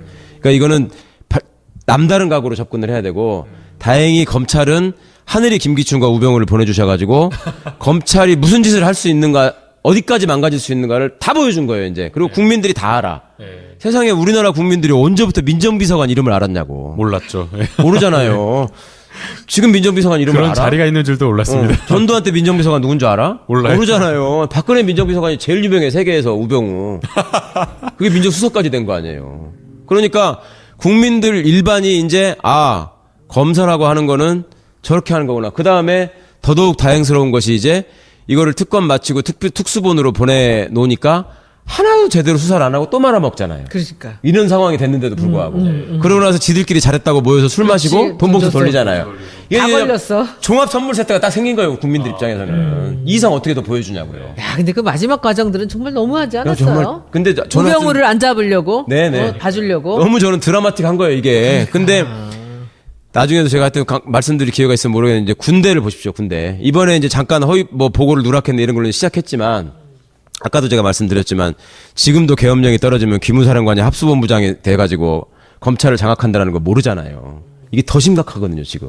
그러니까 이 얘기는 차차 드리기로 하고 어쨌거나 공수처를 만들어야 되고 겁먹는 조직이 있어야 된다. 세 번째는 이거는 법을 통하지 않고도 할 수 있는 일이기 때문에 지금 대통령께서 잘하시는 일이 법이 필요 없이 할 수 있는 일들을 지금 착착착 하고 계시잖아요. 세월호 기간제 교사 순직 문제도 그렇고 국정교과서 문제도 그렇고 법이 필요 없는 거였잖아요.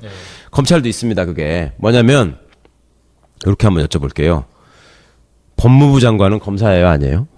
법무부 장관. 아니죠. 아니죠. 검찰총장은 검사예요, 아니에요? 검사죠. 검사죠. 아니죠. 아니에요? 검찰총장 아닌가요? 제가 설명드릴게요. 네.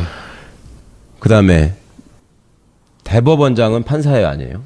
판사죠. 판사죠. 판사라고 생각하시죠. 네. 대법관은 판사예요, 아니에요? 판사죠. 네. 네. 그러니까 요것부터 정리해 드릴게요. 법관이라는 용어가 있거든요, 헌법에. 판사는 헌법과 법률에 의하여 양심에 따라 독립하여 심판한다 이렇게 돼 있는 게 아니고요. 법관은 예요, 주어가. 법관이 세 종류가 있습니다. 법관의 종류는 대법원장, 대법관, 판사입니다. 아시겠죠? 그러니까 대법원장은 판사가 아닙니다. 대법원장은 아니어도 된다는 거죠. 아니요. 법관의 종류가 세 가지라니까요. 아, 다른 종류구나. 그러니까 법관이라는 건 법관의 한 종류야. 재판을 할 수 있는 사람이 법관이고요. 판결을 할 수 있는 사람이 법관이고요. 그걸 통칭해서 법관이라고 부르는 거고요. 일종의 직급이죠, 이게. 직책으로. 직책 내지 직급으로 판사하고 대법관하고 대법원장이 있는 겁니다. 그러니까 대법원장한테 판사라고 부르면 안 되는 거죠. 틀린 거죠. 아무나 그럼 대법원장을 시키면 이 사람도 판결을 내릴 수 있는 사람이 되는 거네요. 그러니까 이제 물론 법률가 법조인의 자격이 있어야 되지만, 그러니까 대법원장한테 판사라고 부르는 거 쉽게 말하면 국회의원한테 시의원이라고 구의원이라고 부르는 거 똑같은 거예요. 아, 그래요? 네, 그러니까 다른 거예요. 같은 의원이지만, 그죠? 같은 의원이지만 종류가 있듯이 다르죠. 이것도 같은 법관이지만 다른 거죠. 검찰청법에 보면 검찰청을 구성하는 사람은 검찰총장과 검사입니다. 그러니까 검찰총장은 검사가 아닌 거예요. 네. 그러니까 이번에 그 돈봉투 얘기가 나오고 할 적에 또 이제 저기 뭡니까 그 세월호 사건 말아먹는 이런 게 나왔을 때 검찰국장이 뭐 대검 형사부장한테 전화하고 기획수정부장한테 전화하고 뭐 이런 얘기가 나왔을 때 불법이라고 했잖아요, 우리가. 그게 검찰청법에 보면은 법무부 장관이 검찰총장만을 지휘할 수 있다. 구체적 사건에 대해서는 그렇게 돼 있거든요, 법이. 그러니까 법무부 장관이 쉽게 말해서 지가 봐주고 싶은 사람이 있을 때, 야, 그 최강욱이는 좀 봐줘. 이 얘기는 검찰총장한테만 할 수 있는 거예요. 구체적으로. 왜냐하면 그렇게 하지 않으면 정치 권력이 검찰권을 가지고 농락을 하기 때문에 제도는 그렇게 만들어 놓은 거예요. 근데 얘들이 알아서 기느라고 내지는 알아서 결탁하느라고 이게 한꺼번에 돌아가 버리니까 문제가 된 거죠. 그러니까 검찰총장하고 검사 두 종류가 있기 때문에 검찰총장은 검사가 아닌 거죠. 아닌 거고 법무부 장관은 당연히 검사가 아닙니다. 그러니까 법무부 장관은 검찰총장이나 검사는 반드시 법조인을 시켜야 돼요. 그럼 법에 그렇게 돼 있어요. 법무부 장관은 법조인을 안 시켜도 됩니다. 그러니까 의원님도 법무부 장관 하시는데 아무 문제가 없는 거예요. 이건 정무직이고 그냥 시키면 되는 거예요. 국방부 장관은 군인인가요, 아닌가요? 아니어도 되죠. 그러면 군인이 국방부 장관 할 수 있나요? 할 수 있겠죠. 그러니까 사람들이 다 이렇게 생각한다고요. 국방부 장관은 군인이 하면 절대 안 돼. 이거 헌법에 나오는 거예요. 그래요? 네. 군인이 국방부 장관을 겸직하는 나라가 민주주의의 최고 후진국이라고 생각하시면 돼요. 군을 통제, 문민 통제가 필요하다라고. 그러니까 군 출신이 와서 국방부 군 장관을 출신은 하는 거죠. 했기 때문에 현역 군인이 아니란 얘기죠. 그러니까 네. 예. 미국 같은 경우에는 현역 군인이 국방부 장관이 되려면 옷 벗고 10년이 넘어야지 될 수 있고요. 우리나라는 이게 잘못돼 있어가지고 오전까지 합참의장이었던 사람이 오후에 취임식하고 국방부 장관이 되고 막 이랬었어요. 그러니까 국민들은 일반적으로 의식하기를 국방부 장관이 군인 중에 제일 높은 사람이다라고 생각을 해요. 근데 그렇지 않다고. 그러니까 이번에 보고 누락 문제 이런 얘기가 생기니까 한민구 국방부 장관을 군법으로 다스려라 이런 얘기가 나오는데 택도 없는 소리지. 그건 헌법 위반이에요. 한민구는 군인이 아니기 때문에 군법으로 다스릴 수가 없어. 적용되는 법률도 군법이 될까 말까도 궁금하지만 근데 이 말씀을 제가 왜 드렸냐면 법무부 장관이 검사가 아니라는 거는 굉장히 중요한 의미가 있습니다. 원래 그 의미는 뭐냐면 법무부 장관은 검찰 조직을 대표해가지고 검찰의 정책을 입안하고 검찰의 예산을 따오는 사람이 법무부 장관이 아니고요. 헌법과 정부조직법이 정한 법무부 장관의 역할은 뭐냐면 국민들의 선출로 민주적 정당성을 부여받은 대통령의 위임을 받아서 검찰을 통제하는 게 법무부 장관의 역할입니다. 민주주의의 원리에 따라서. 그러니까 왜냐하면 검찰이 힘을 가지고 일반 시민들의 권리와 자유를 제약하잖아요. 검사가 수사를 시작하거나 검사가 영장을 청구하거나 하면은 잡아 가둘 수 있잖아요, 사람을. 자, 그런 권한을 너네가 어디로부터 그게 부여받은 거냐? 이걸 따져보면 국민들이 뽑은 국회의원들이 만들어준 법의 범위 내에서 그 권한을 행사해야 되는 거잖아요. 그게 민주주의 국가거든요. 그게 아니고 왕의 지시에 따라서 하는 거는 이거는 민주주의 국가가 아닌 왕정 국가가 되는 거고요. 네, 원리가 그렇게 되는 거거든요. 그런데 그러면 행정부 소속의 검사를 누가 지휘하느냐의 문제가 남는 것이죠. 그거는 대통령이 하는 것이고 대통령이 왜 그러면 자기 밑에 있는 조직을 지휘해가지고 자기를 뽑아준 국민들한테 해코지를 할 수 있는 거냐. 이거는 왜냐하면 국민들이 이 사람을 선출해서 민주적 정당성을 부여했기 때문에 대통령은 그 정당성을 가지고 나쁜 짓 하는 사람을 처벌할 수 있는 권한을 받은 거예요. 주권자로부터. 그럼 그 주권자로부터 받은 대통령의 권한을 위임받아서 행사하는 게 법무부 장관이라고. 그러니까 법무부 장관의 제1 역할은 검찰을 통제하는 것입니다. 근데 아까 우리 처음에 저 말씀드렸지만 우리가 사법, 입법, 행정부가 있잖아요. 그러면은 법무부 장관은 사법이에요? 입법이에요? 네. 그러니까 당연히 장관이라는 이름이 붙어 있으니까 행정부 소속이죠. 법무부 장관도 행정이고. 그렇죠. 그러면 검찰도 행정이고. 그렇죠. 그러니까 그리고 법원은 사법이고. 그렇죠. 그러니까 행정부, 입법부, 사법부가 있을 때, 그러니까 사법개혁이라는 말에 당연히 검찰개혁이 포함되는지에 대해서도 이제 다시 다음 시간에 우리가 말씀드려야 항상 그렇게 되는데. 생각을 했었는데 아니네, 그게. 네. 그러니까 검찰개혁과 사법개혁은 우리는 따로 있는 거네. 사법 얘기하면 법원, 검찰 항상 같이 네, 생각해요. 같이 왜냐하면 있어요. 어느 동네든지 가면 검찰청하고 법원이 같이 있거든요. 법이 관련됐기 때문에 우리는 다 사법이라고 생각을 다 한 그럴 거지. 걸로 알잖아요. 검찰청하고 법원은 항상 같은 데 있어요. 네. 옆에 같이 있다고요.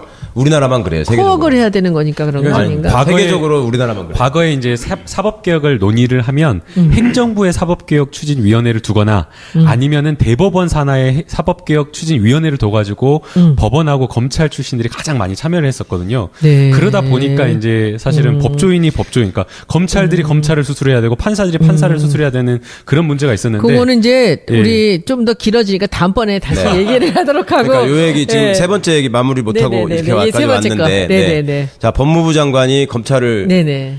통제하고 통솔해야 된다고 말씀을 네. 드렸습니다. 그런데 우리는 법무부 장관은 거의 100% 다 검사 출신이 하는 걸로 알고 있고, 그러니까 사람들이 법무부 장관이 검사인 줄 아는 사람도 많아요. 국방부 장관이 당연히 군인이 하는 걸로 알고 있는 것처럼. 그런데 이게 특징이 뭐냐면요. 이거 이제 세 번째 주제는 뭐냐면 법무부의 탈검찰화 내지는 법무부의 문민화라고 표현을 하는데요.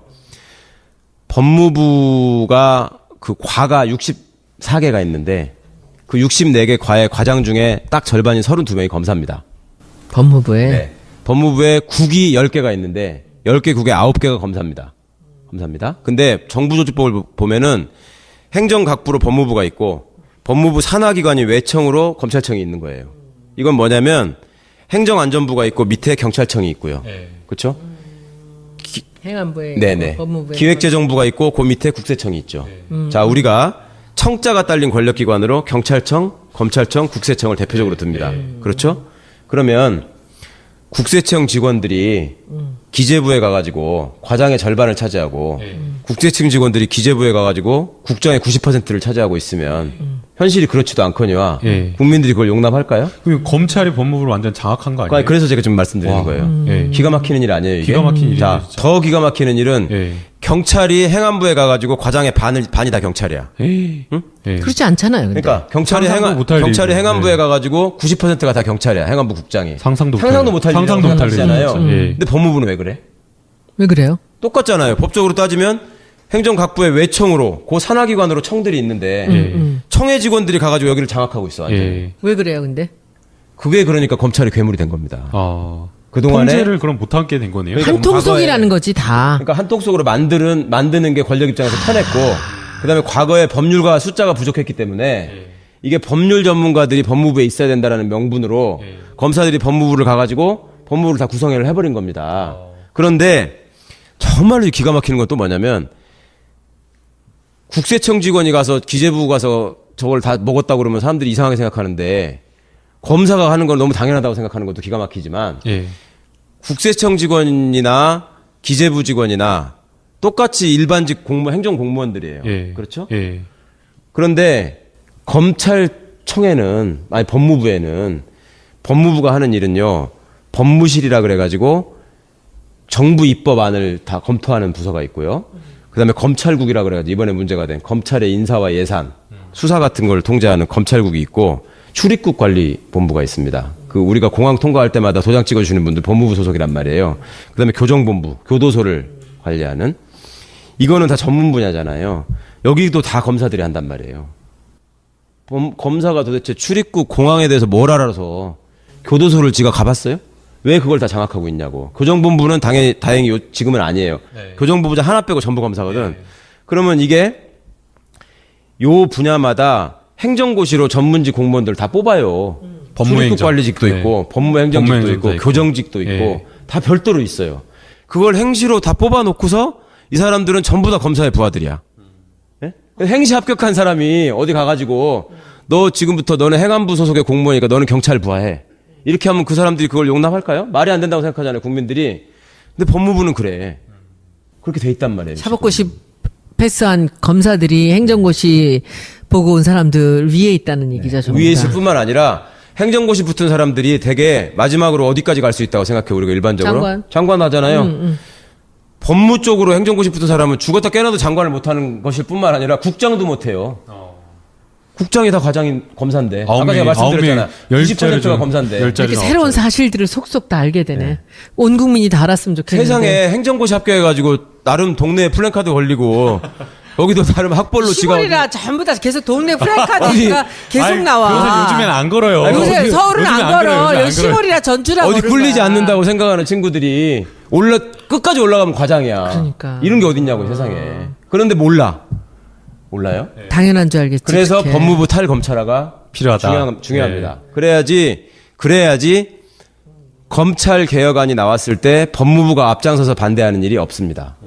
지금까지는 어떻게 해왔냐면 아까 제가 법무부 법무실에서 정부 입법안을 다 검토한다 그랬잖아요. 그러니까 백날 사개위 만들고 사개추위 만들어서 대법원과 행정부에서 아무리 좋은 법안을 만들어도 그걸 마지막에 컨트롤하는 데가 법무부야 또. 법무부에서 검사들이 하는 거예요. 그러니까 또 따기 빼고 기름 빼고 다 고쳐버려. 지네한테 불리한 거. 그다음에 거기서도 못 고치는 게 있으면 대통령 눈치 보여서 못 고치는 게 있으면 다음 보루는 국회 법사위. 법사위 의원님 해보셔서 아시지만 다른 소관 상임위에서 올라온 것도 지네가 딱 막고서 못 가게 막잖아요. 맞아요. 그런 마치 역할 하잖아요. 자기들이 무슨 바이블이야. 근데 자기들이 상원이라고 맞아요. 하잖아요. 이거는 아예 법사위 소관 법안이에요. 근데 법사위 구성원들의 면면을 보십시오. 검사 출신들이 많아요. 아닌 사람들도 있긴 아닌 사람도 있지만 자유한국당의 그 검사 출신들 보십시오. 김진태 검사 출신이잖아요. 김재원 검사 출신이고요. 지금 구성원들도 보면 홍준표 검사 출신. 딱 두 사람만 이야기해도 안 될 것 같다는 생각이 딱 듭니다. 다 검사 출신들이 예전 여당 소속으로 가가지고 법사위에 다 들어가서 장악을 하고 있습니다. 그러니까 거기서 또 법안을 발기발기 또 망가뜨리는 거예요. 그러니까 이게 법적으로 개선을 하기가 너무 어려운 거예요. 그러니까 국민 여러분께서는 지금부터 법무부 장관이 새로 임명되면 법무부 장관이 법무부에서 검사들을 몇 명이나 쫓아내는지 봐야 돼. 이걸 확인하시고 지켜봐야 최대한 많이 쫓아낼 수 있도록 응원을 해주셔야 됩니다. 최대한 많이 쫓아내야 됩니다. 그리고 법사위에 있는 그 구태 정치인들도 이제 네. 국회의장 안 되게 네. 만들어야 돼. 그다음에 이제 내쫓아야 되고. 아까 말씀드린 이름은 저희가 말 안 했습니다. 수사권 조정의 문제하고 네. 공수처 문제는 법안이라 그랬잖아요. 세 개. 그게 법안으로 나갔을 때 국회 법사위가 무슨 짓을 하는지 감시하셔야 됩니다. 네. 아, 오늘 첫날 너무 많은 공부를 해서 여러분들이 이렇게 어려운 공부 귀에 쏙쏙 들어오셨는지 모르겠습니다. 저는 제가 잘 모르는 분야라 아주 굉장히 재밌게 들었었는데 이제 1시간 약간 넘었습니다. 저도 너무 재밌게 들었는데 재밌죠? 다음 시간에는 노트 가져와야 될 것 같아요. 노트 가져와서 아, 메모해야 될 것 같아요. 노트에 영상에 나오는데. 아, 그런가요? 네. 근데 정말 이렇게 어려운 얘기들, 이렇게 기나긴 이 적폐의 얘기들을 이렇게 짧게 쉽게 말씀해 주신 이 최강 변호사님께 너무 감사드리고 다음번에는 우리 뭐 해주실 거예요? 공수처 하나요? 댓글로 여러분들께서 질문 사항이나 주제 네네. 남겨주시면 아우, 저희가 저런 반영하겠습니다. 깨알 같은 저 친절, 일단 친절남. 제가 시작하는 것만 시작하는 부분만 다음 회가 혹시 궁금하시라고 드라마처럼 말씀드릴게요. 오, 그 검사하고 판사 중에 뭐가 먼저 생겼을까요? 이걸 한번 생각해 보시고 다음 방송을 기다려 주시면. 아, 근데 우리 김남국 변호사님 말씀대로 여러분들 궁금하신 거 있으면 댓글로 달아주세요. 근데 댓글 요즘에 제가 댓글 너무 인기가 좋아가지고 이렇게 1000개씩, 2000개씩 해주시면 정말 밤새도록 봐도 제가 다 못 봅니다. 그러니까 여러분들 전에도 한번 얘기한 적이 있었는데 100개 넘으면은 조금씩 참아주시고 그래서 질문들 주시면 제가 한번 같이 논의를 해서 어떤 질문을 갖고 할지 보겠습니다. 그래서 우리 그냥 지금 하신 말씀으로 그 다음 시간을 기대하면서 그러면 오늘은 이 첫 시간을 마치도록 하겠습니다. 너무 많이 걱정했거든요. 제가 모르는 분야를 어떻게 끌고 갈까 했는데 이 최 변호사님께서 미리 준비를 다 머릿속에 국민들한테 이 검찰 개혁을 어떻게 시작해야 되는가, 검찰에 대해서 어디서부터 뚜껑을 열어야 되는가를 생각을 다 하고 오셔서 우리가 너무 감사하게 잘 들었습니다. 어떠셨어요? 혼자만 힘드셔서 어떻게 해요? 도와드리지도 아니요, 못하고. 뭐 전혀 힘들지 않았고요. 저는 사실은 카메라만 보면서 얘기하는 거라서 조금 어떨까 싶었는데 의원님께서 너무나 주의 깊게 들어주시는 배려를 해주셔서 너무 감사했습니다. 저 주진영 선생도 저한테 그랬어요. 네. 이 학습의 효과가 굉장히 있다, 빠르다. 제가 관심 있는 건 집중 잘 하고요. 그래서 이렇게 한번 해보시고, 우리 일주일에 워낙 스케줄도 바쁘시니까 일주일에 한 번 할까요? 두 번 할까요? 2번은 좀 제가 어려울 것 같고요. 오케이, 한 네. 번. 오늘 무슨 요일? 목요일 할까요? 매주? 이제 다음 주에 제가 뭐 있는지 모르겠는데 확인해보고. 이제 목요일 날 딴 거 잡지 마시고 다음 네. 주부터 제가 조금 더 맛있는 음식을 저녁을 네. 준비해 놓을게요. 그래서 감사합니다. 다음 주부터 항상 목요일 날 7시에서 7시 반 정도는 우리가 1시간, 딱 짧게 1시간은 제목을 뭘로 할까요? 검찰 알바라고 이미 지어놓으신 거 아니죠? 아, 그랬나? 검찰 행동이라고 할까? 왜 그래? 문자 행동 때문에 지금 그러시는 거야. 검찰 알아야 바꾼다. 그것도 좋죠. 우리가 알아야 그 검찰이 어떻게 바뀌어야 되는지 지켜볼 수 있고 또 문자 행동으로 우리가 그들을 또 감시할 수 있을 것 같습니다. 오늘 시간을 마치겠습니다. 여러분들 감사합니다. 감사합니다.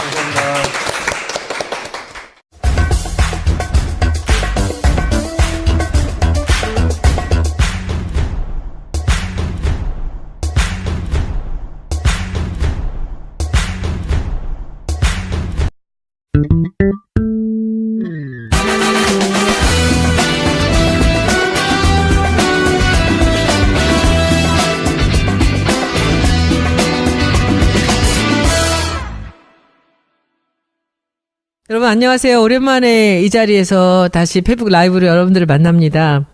오늘은 제가 그동안 아주 오랫동안 꿈꿔왔던 그런 페북 라이브를 시작합니다.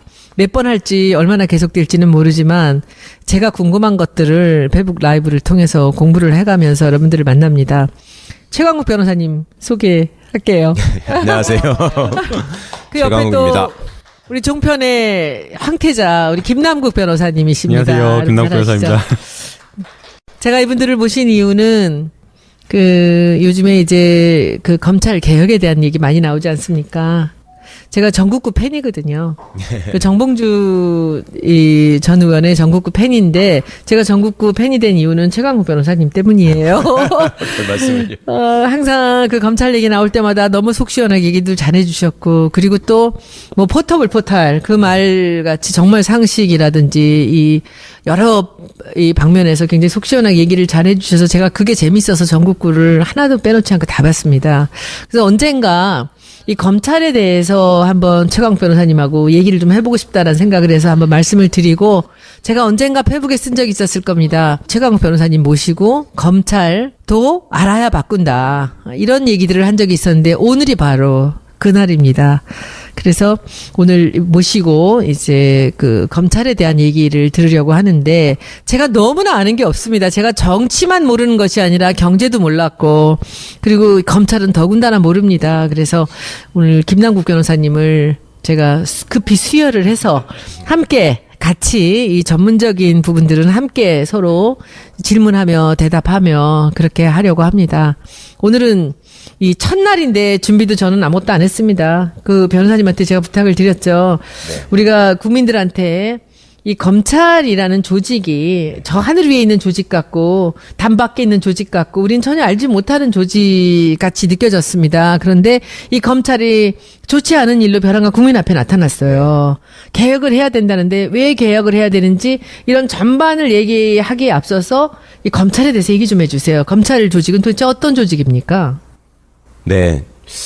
사실은 이거 시작하면서 제가 진짜 여러 가지로 어깨가 무거운데요. 마음도 무겁고. 왜냐하면 공 선생님께서 하시는 걸 제가 하나도 안 빼놓고 다 봤거든요. 근데 뭔가 공 선생님처럼 말씀을 똑부러지게 천천히 해야 된다는 생각도 들고 공 선생님이야말로 정말 실무나 이론을 다 겸비하신 분인데 저는 그런 정도의 수준은 안 돼서 들으시는 분들이 좀 너무 실망하지 않을까 걱정은 하는데 검찰이 오늘날 이렇게 그 부각되고 국민적인 관심사가 되게 한데 우병우 공이 제일 크죠 뭐. 아, 그렇구나.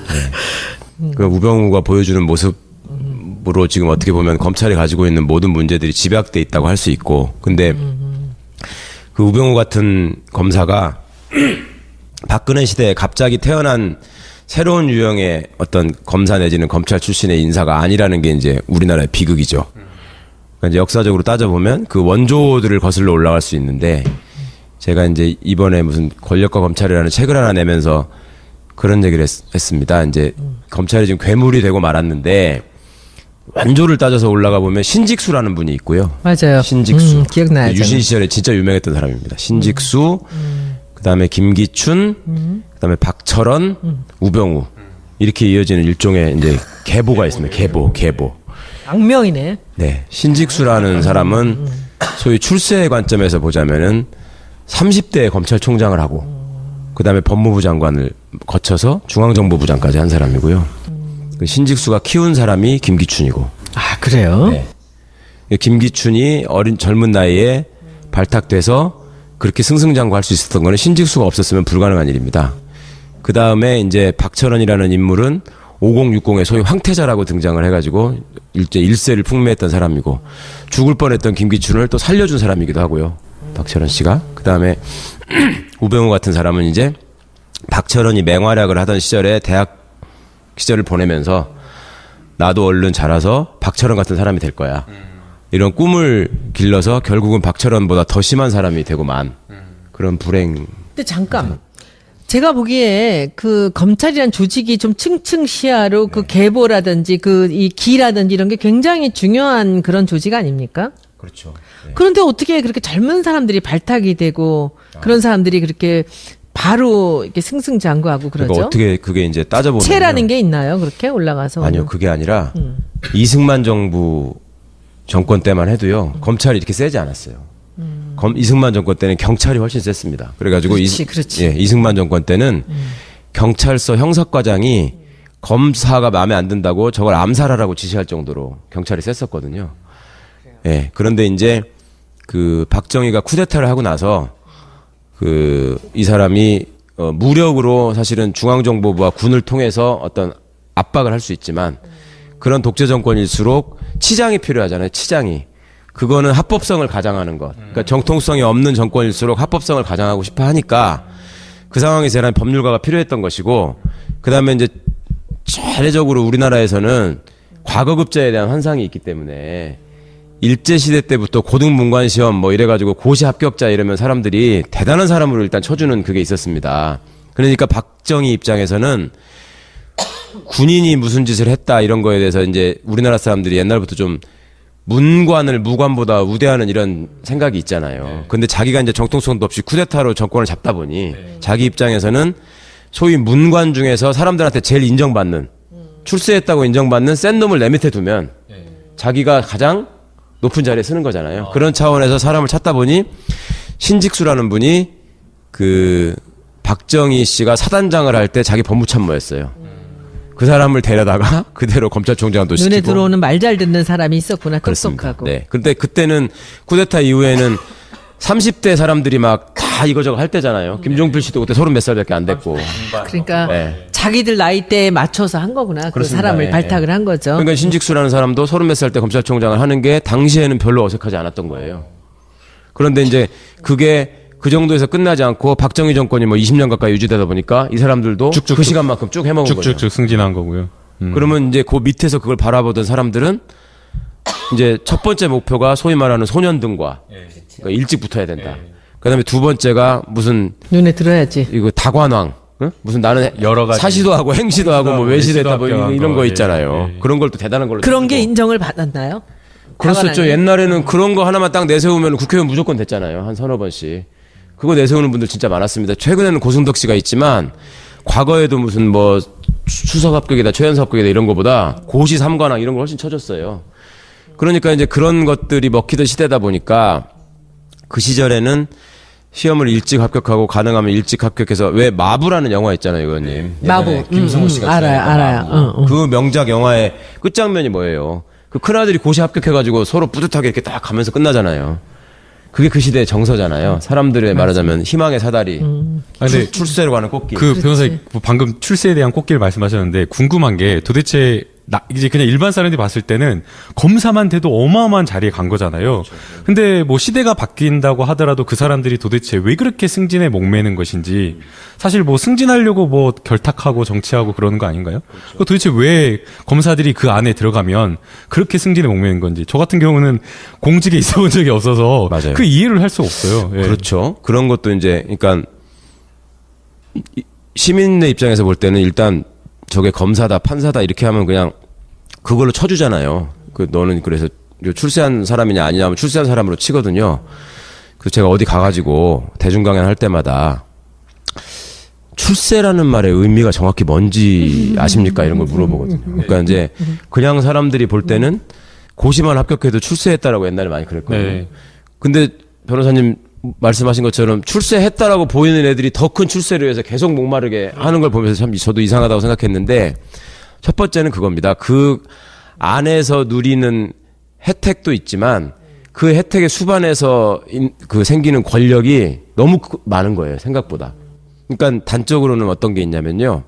이건 제가 예전에 사법연수원 시절에 직접 겪은 일인데 변호사님은 최근이라서 잘 모르셨죠. 저는 그때 한 20년이 넘었으니까 연수원 2년차 때 그 지방 그러니까 법원 판사 15로 내려갔어요. 제 고향이 전주인데 96년도에 20년 넘었잖아요. 그때 딱 가니까요.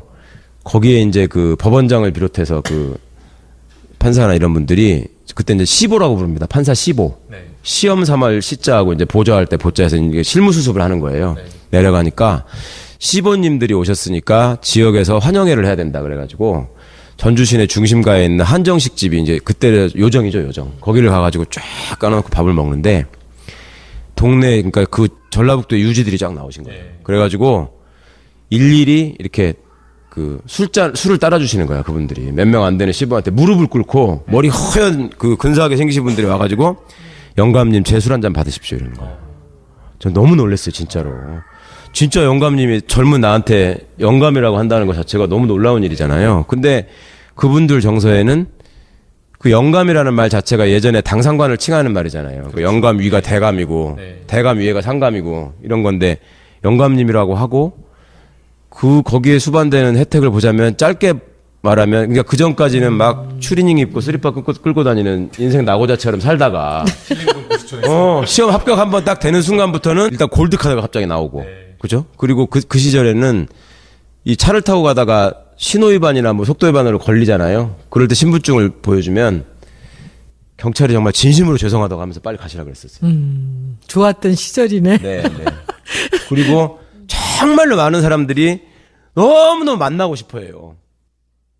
이 대목에서 잠깐. 이 국회의원하고 되게 비슷하네. 네. 안에 들어가면 아무것도 아닌데 밖에 나오면 이것이 이 무슨 굉장한 사람인 양 대접받고 그러다 보면 이제 사람들이 스포일되는 거지. 그러니까 이거는 국회의원 되시는 분들은 그래도 여러 가지 경험을 겪어서 그 분야의 어떤 대가가 돼서 국회의원 되시는 분도 있고 맞아. 그다음에 여러 관직을 거쳐서 되는 분도 있고 하니까 좀 더 달라. 이건 어린애가 어린애 예. 20대 초반. 맞아. 우병우는 25살 때 검사했단 말이야. 야, 그 나이에 그런 대접을 받고 살았던 거야. 근데 어디 가가지고 그런 양반들이 그러니까요. 얘기해가지고 야 저걸 죽여 이렇게 하는 게 좋겠습니까? 한 세 사람한테 니네가 협동해가지고 쟤를 죽일 방법을 만들어봐 이게 좋겠습니까? 한 사람한테 하는 게 좋잖아요. 그러니까 한 놈한테 몰아놓고 힘을 야 네가 해결해. 그러면은 제일 좋은 거예요. 그러니까 이게 유명한 말씀이 있는데 예전에 김영삼 대통령이 소위 문민정부를 표방하면서 대통령이 돼가지고요. 검찰총장한테 뭐라고 했냐면 야 내가 장관 20명하고 검찰총장을 안 바꾼다. 내가 대통령 해보니까 검찰총장이 어떤 건지 내가 알았다. 이 얘기를 했어요. 유명한 말이죠. 그러니까 권력자의 입장에서는 검찰이 권한을 많이 가진 게 자기한테 너무 편한 거예요. 그러니까 그렇다면은 이 정권이 바뀔 때마다 검찰은 항상 그 정권에 하고 결탁이 되는 거죠. 잘 보여서 서로 간에 서로 밀월 관계가 되는 거죠. 점점 그게 그렇게 됐죠. 그러니까 이제 여기서 역사를 조금 말씀을 드리면 좋겠는데 우리나라에만 먼저 한정해서 말씀을 드리자면 제가 이제 아까 이승만 정권 때는 경찰이 더 셌다 그랬잖아요. 근데 그때도요. 지금 이제 이 기소 독점주의, 기소 편의주의, 검사 동일체의 원칙, 그다음에 수사지휘권 뭐 이런 것 때문에 검찰이 세고 경찰이 하급기관처럼 돼 있다 말씀드렸잖아요. 근데 맨 처음에 재원국회의원들이 법을 만들 때, 형사소송법을 만들 때 굉장히 많이 토론을 합니다. 과연 경찰을 검사의 하부기관처럼 이렇게 만들어놔도 되는 것인가에 대해서 토론을 하면서 이제 이분들이 어떻게 결론을 내리냐면, 원래 세계적인 입법례를 보면 경찰이 수사를 하는 게 맞은데 우리나라 경찰은 지금 친일파가 대부분 장악하고 있다, 경찰을. 그리고 숫자가 너무 많다. 예. 그리고 힘이 세다. 근데 얘들한테 막강한 권한을 주면 정말로 우리나라는 큰일 난다. 그러니까 차라리 숫자도 적고 그래도 공부 한 자라도 더한 시험을 통과한 검사들한테 그 권한을 줘서 얘들을 법적으로 통제하게 하자. 맨 처음에는 그런 생각으로 검사한테 그 권한을 몰아준 거였어요. 처음에는. 근데 그때는 그렇게 해도 별 문제가 없었던 게 경찰 자체가 조직력이 강하고 워낙 셌기 때문에 검사가 그 권한을 가지고 경찰을 이래라 저래라 할 수가 없었어요. 경찰이 더 세니까. 그런데 이게 이제 4.19 혁명이 있었잖아요. 그러고 나서 2공화국이 딱 출범하면서 그때 2공화국 국회에서 뭘 논의하냐면, 야, 이제는 우리가 민주정부를 수립을 했으니 검사의 권한을 세계적인 추세와 입법례에 맞게 돌려놔야 된다, 제자리로. 그 얘기를 그때 이미 했어요. 검사가 세지도 않을 때인데도 불구하고 그냥 사회적으로 검사가 좀 더 명예로운 직업이었을 뿐이죠. 실제 권한은 있지만. 그런 상황에서 2공화국 의원들이 그 얘기를 했다고요. 왜 그랬겠어요? 아무리 봐도 이런 권한을 가진 조직이 없는 거야, 세계적으로. 그러니까 놔두면 이거 문제가 되겠다 싶어가지고 그때 이제 민주주의에 대한 논의를 하면서 그렇게 하려고 했어요. 그래서 그 법안을 하려고 하는데 쿠데타가 나버린 거지. 예. 그래가지고 이제 박정희가 대통령이 된 거고, 박정희가 대통령이 된 입장에서는 자기가 바로바로 써먹을 수 있는 물리력은 대표적으로 군이 있었고, 그 다음에 중앙정보부를 창설했기 때문에 검사는 걔들이 쓰는 그 소위 말하는 직접적인 물리력, 깡패로서의 물리력을 합법화시켜주는 도구로서 검사가 필요했던 거예요, 처음에는. 그러니까 검사들을 이렇게 해가지고 이제 썼었는데, 이게 이제 점점 망가져가는 게 뭐냐면, 아이러니하게도 이게 전두환이 때문에 이렇게 된 거예요. 그러니까 전두환이 보안사령관으로 있었기 때문에 쿠데타를 할 수 있었잖아요. 이것도 의원님들이 꼭 바꿔주셔야 될 법 중에 하나인데, 우리나라가 내일이라도 계엄령이 선포되면 전두환이 당시에 합동수사본부장이었거든요. 김재규 시해 사건을 수사하는 책임자였던 이유가 그 계엄법에 나와요. 계엄법에 보면 당시 보안사령관, 지금은 기무사령관이라고 하는 게 합동수사본부장이 돼가지고 경찰, 검찰, 뭐 중앙정보를 다 장악하게 돼 있어요. 통합해서 지휘하도록. 지휘하도록 돼 있거든요. 근데 그 법이 지금도 똑같아요. 그래요? 네. 그걸 가만둬요? 의원님들이 관심이 없으니까, 모르니까. 전두환이만 아니, 해먹고. 그 율사 출신들 그렇게 검찰 출신도 많은데 그거를 왜 그냥 두고 있지? 그러니까 지금 별 그런 거 관심이 많아요. 없는 거죠. 네, 그런 거 많아요. 그러니까 저 챙겨서 하나씩 좀 주세요. 설마 우리나라에 그런 일이 또 있겠어? 이런 생각을 하는 것도 있고, 어쨌거나 그때 보안사령관이 돼가지고 전두환이 중앙정보부를 때려잡습니다. 왜냐하면 중앙정보부장인 김재규가 대통령을 죽였잖아요. 그러니까 중앙정보부가 명분이 범죄 있는 거지. 집단이 돼가지고 때려잡은 거예요. 명분이 있는 거지. 네. 군기 잡고. 그때 중앙정보부가 이제 보안사 밑으로 들어갑니다. 보안사 밑으로 들어가는데, 그때 중앙정보부에서 파견 나가 있던 잘 나가는 검사가 김기춘이에요. 그렇죠? 신직수가 중앙정보부장을 하면서 데려다 놓고 대공수사국장을 시켰던 거기서 김기춘이 눈에 들어서 네. 올라가는구나. 그때 이제 김기춘이 죽을 뻔했어요. 보안사가 중앙정보부를 치니까 중앙정보부의 핵심이 김기춘이니까 먼저 아웃되는 가장 거였죠. 먼저 쳐야 되니까요. 아웃되는 거였는데 바로 줄을 탔구나 또. 김기춘이 그때 박철원을 찾아갑니다.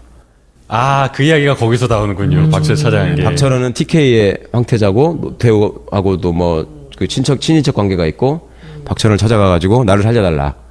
그래가지고 김기춘이 박철원을 살려줍니다. 살려주고 나중에 이제 박철원이 검찰총장도 되고 법무부 장관도 되고 전두환 밑에서 그렇게 되거든요.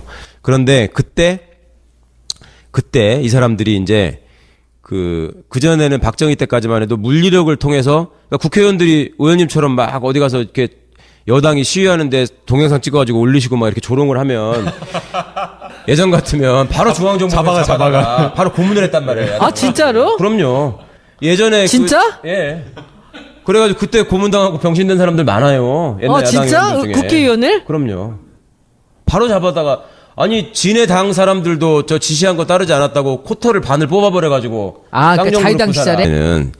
그 1호 검사, 2호 검사 이런 식으로 불렀거든요. 몇 명 검사가 안 되니까. 네. 그러면 그 검사들이 딱 나가면은 네. 정말로 뭐 경찰들 뭐 굽신거리는 건 뭐 일도 아니고 예전에 그래가지고 무슨 운동권 출신이 사법시험 붙어가지고 저기 술 먹고 파출소 들어가가지고 파출소에서 행패 부리다가 경찰들이 제지를 하니까 너 내가 누군 줄 알아 그래가지고 소장 책상 위에 올라가서 소변 보고 그런 사람이 아주 유명한 사람으로 현역 정치인이 있습니다 지금. 지금? 네. 그 누구도 생각하지 못할 굉장히 유명한 사람인데 그 짓을 해가지고 우리 당은 아니겠죠? 네네.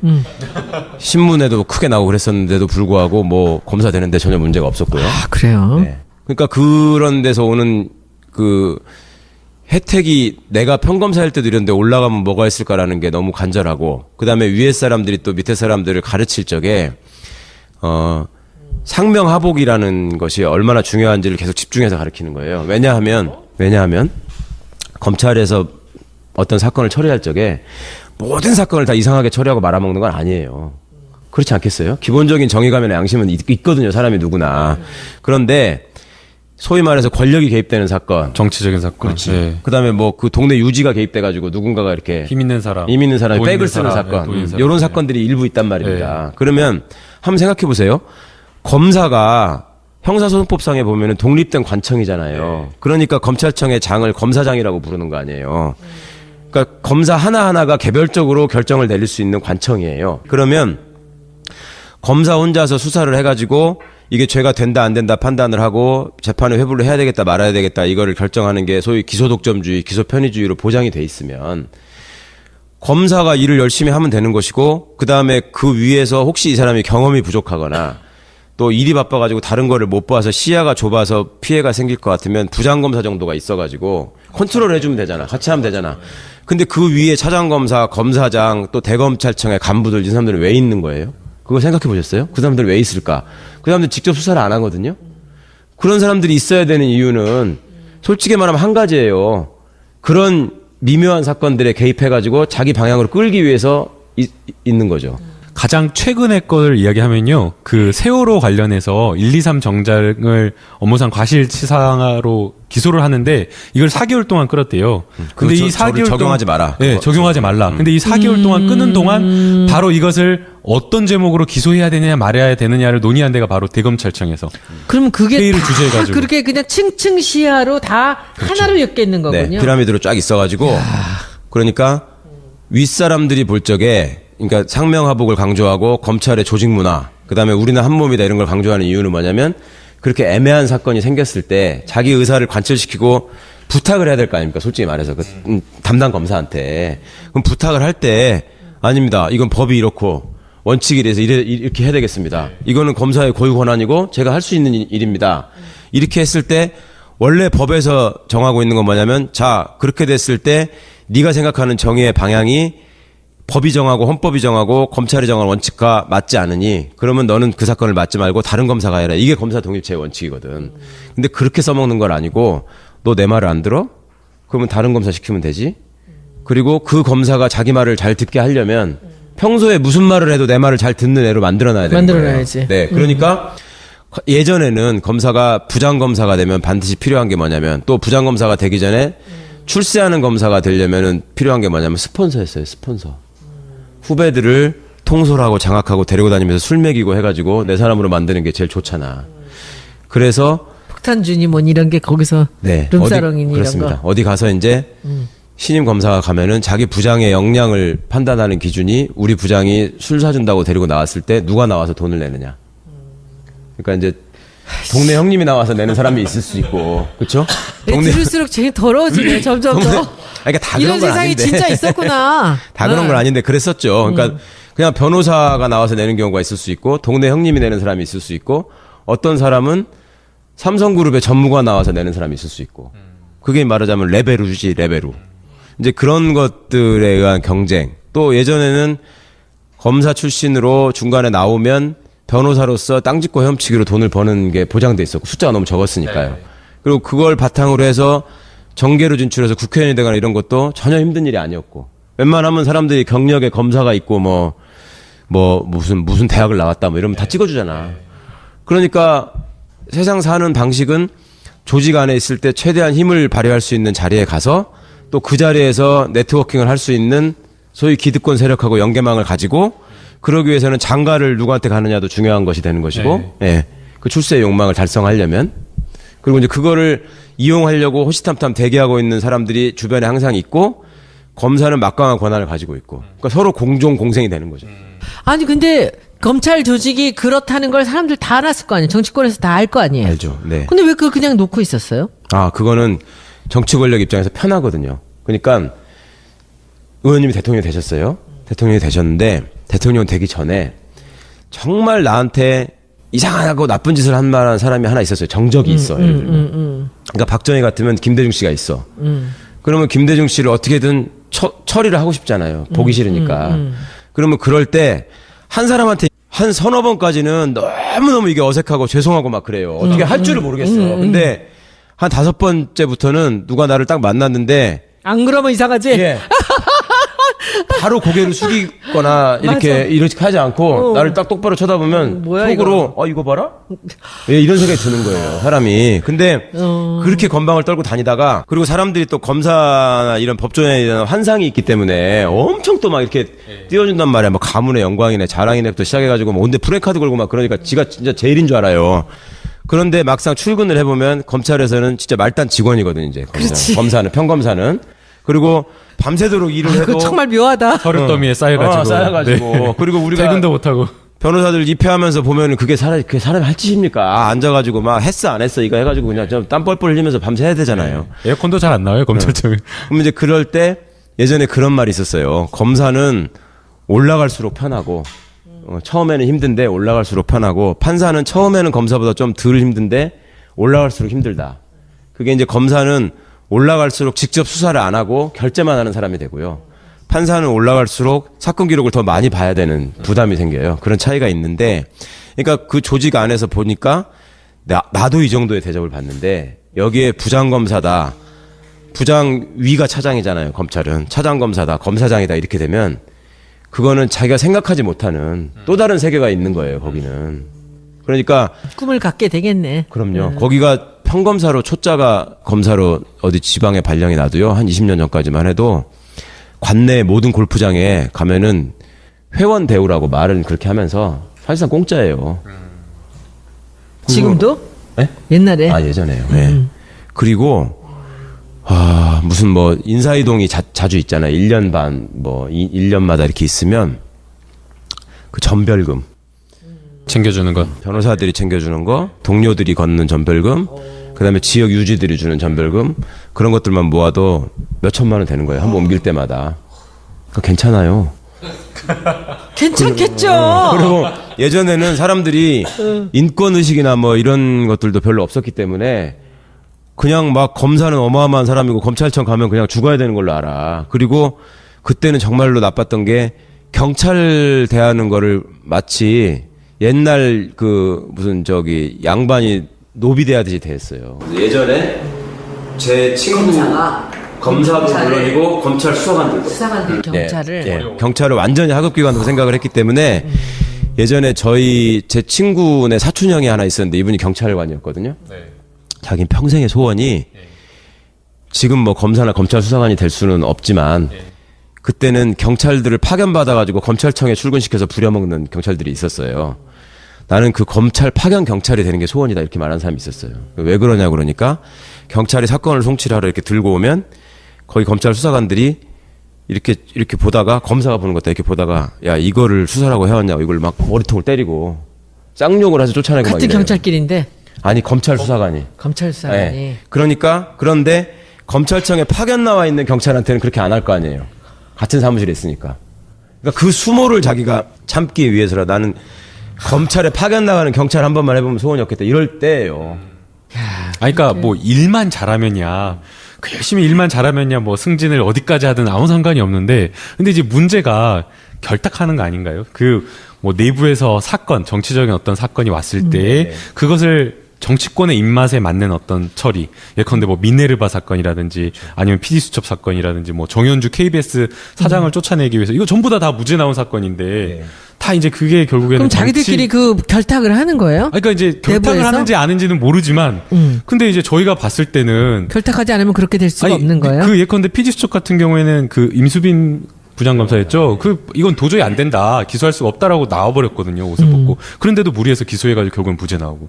이게 문제라고 생각하는데 그렇게 안 하면 승진을 못 하는 건가요? 변호사님도 그렇게 못하겠다 해갖고 옷 벗고 나오신 거 아니에요? 위계 질서가 그렇게 있는 거야, 상하 관계가? 그쵸. 말을 듣지 않으면 안 되는? 얘기 좀 한번 해보시죠. 네. 그러니까 그 분위기에 자연스럽게 젖어드는 거죠. 그러니까 요게 이제 요즘 조금 완화됐다고 말은 그렇지만 그 예전부터 검사 동일체 원칙이라는 게 예. 있었잖아요. 검사는 한 몸이다. 검찰총장을 정점으로 하는 피라미드 조직이고 이게 말을 안 들으면 이 사람한테 사건을 뺏어가지고 이 사람한테 주는 게 법적으로 보장돼 있었어요. 다른 검사한테 주는 게. 그럼 마피아네, 완전히. 네. 확실한 마피아죠. 그리고 거기에 이제 수반되는 혜택이라는 건 뭐가 있냐면 검사가 되면 많은 사람들이 사유를 삼고 싶어 했잖아요. 특히 한국 사회에서 돈 많이 갖고 권력 많이 갖는 사람들. 판사도 사위 삼고 싶어 했지. 근데 지금 보니까 판사는 아무것도 아닌 것 같아. 그런데 그때 당시에 세상을 잘 알고 이러는 사람들은 검사를 다 사유로 삼고 싶어 했어요. 예를 들면 힘이 있으니까. 그렇죠. 이명박이 사유가 검사 출신이잖아요. 그러니까 그 아는 사람들은 판사는 사실은 별게 아니라는. 그러니까 왜냐하면 직접 나한테 위해를 가할 수가 없거든요. 판사가 판사는. 되기 더 어려운 거 아니었어요, 사실은? 뭐 그런 셈이긴 한데 네, 나중에 봐서는 아닌 거예요. 이게 돈을 보호하고 권력을 보호하기 위해서 판사는 거쳐야 될 단계가 너무 많은 건데 검사는 직접 그걸 다 할 수 있으니까. 아, 오늘 아주 굉장히 많은 것이 명확하게 드러나네. 그러니까 네. 이제 검사가 훨씬 그런 게 있는데 평검사일 때도 그런데 이제 부장이 되고 검사장이 되고 막 이러면 예전에는 지금은 그냥 검찰청에 있는 검사들이 누군지를 모르지만 예전에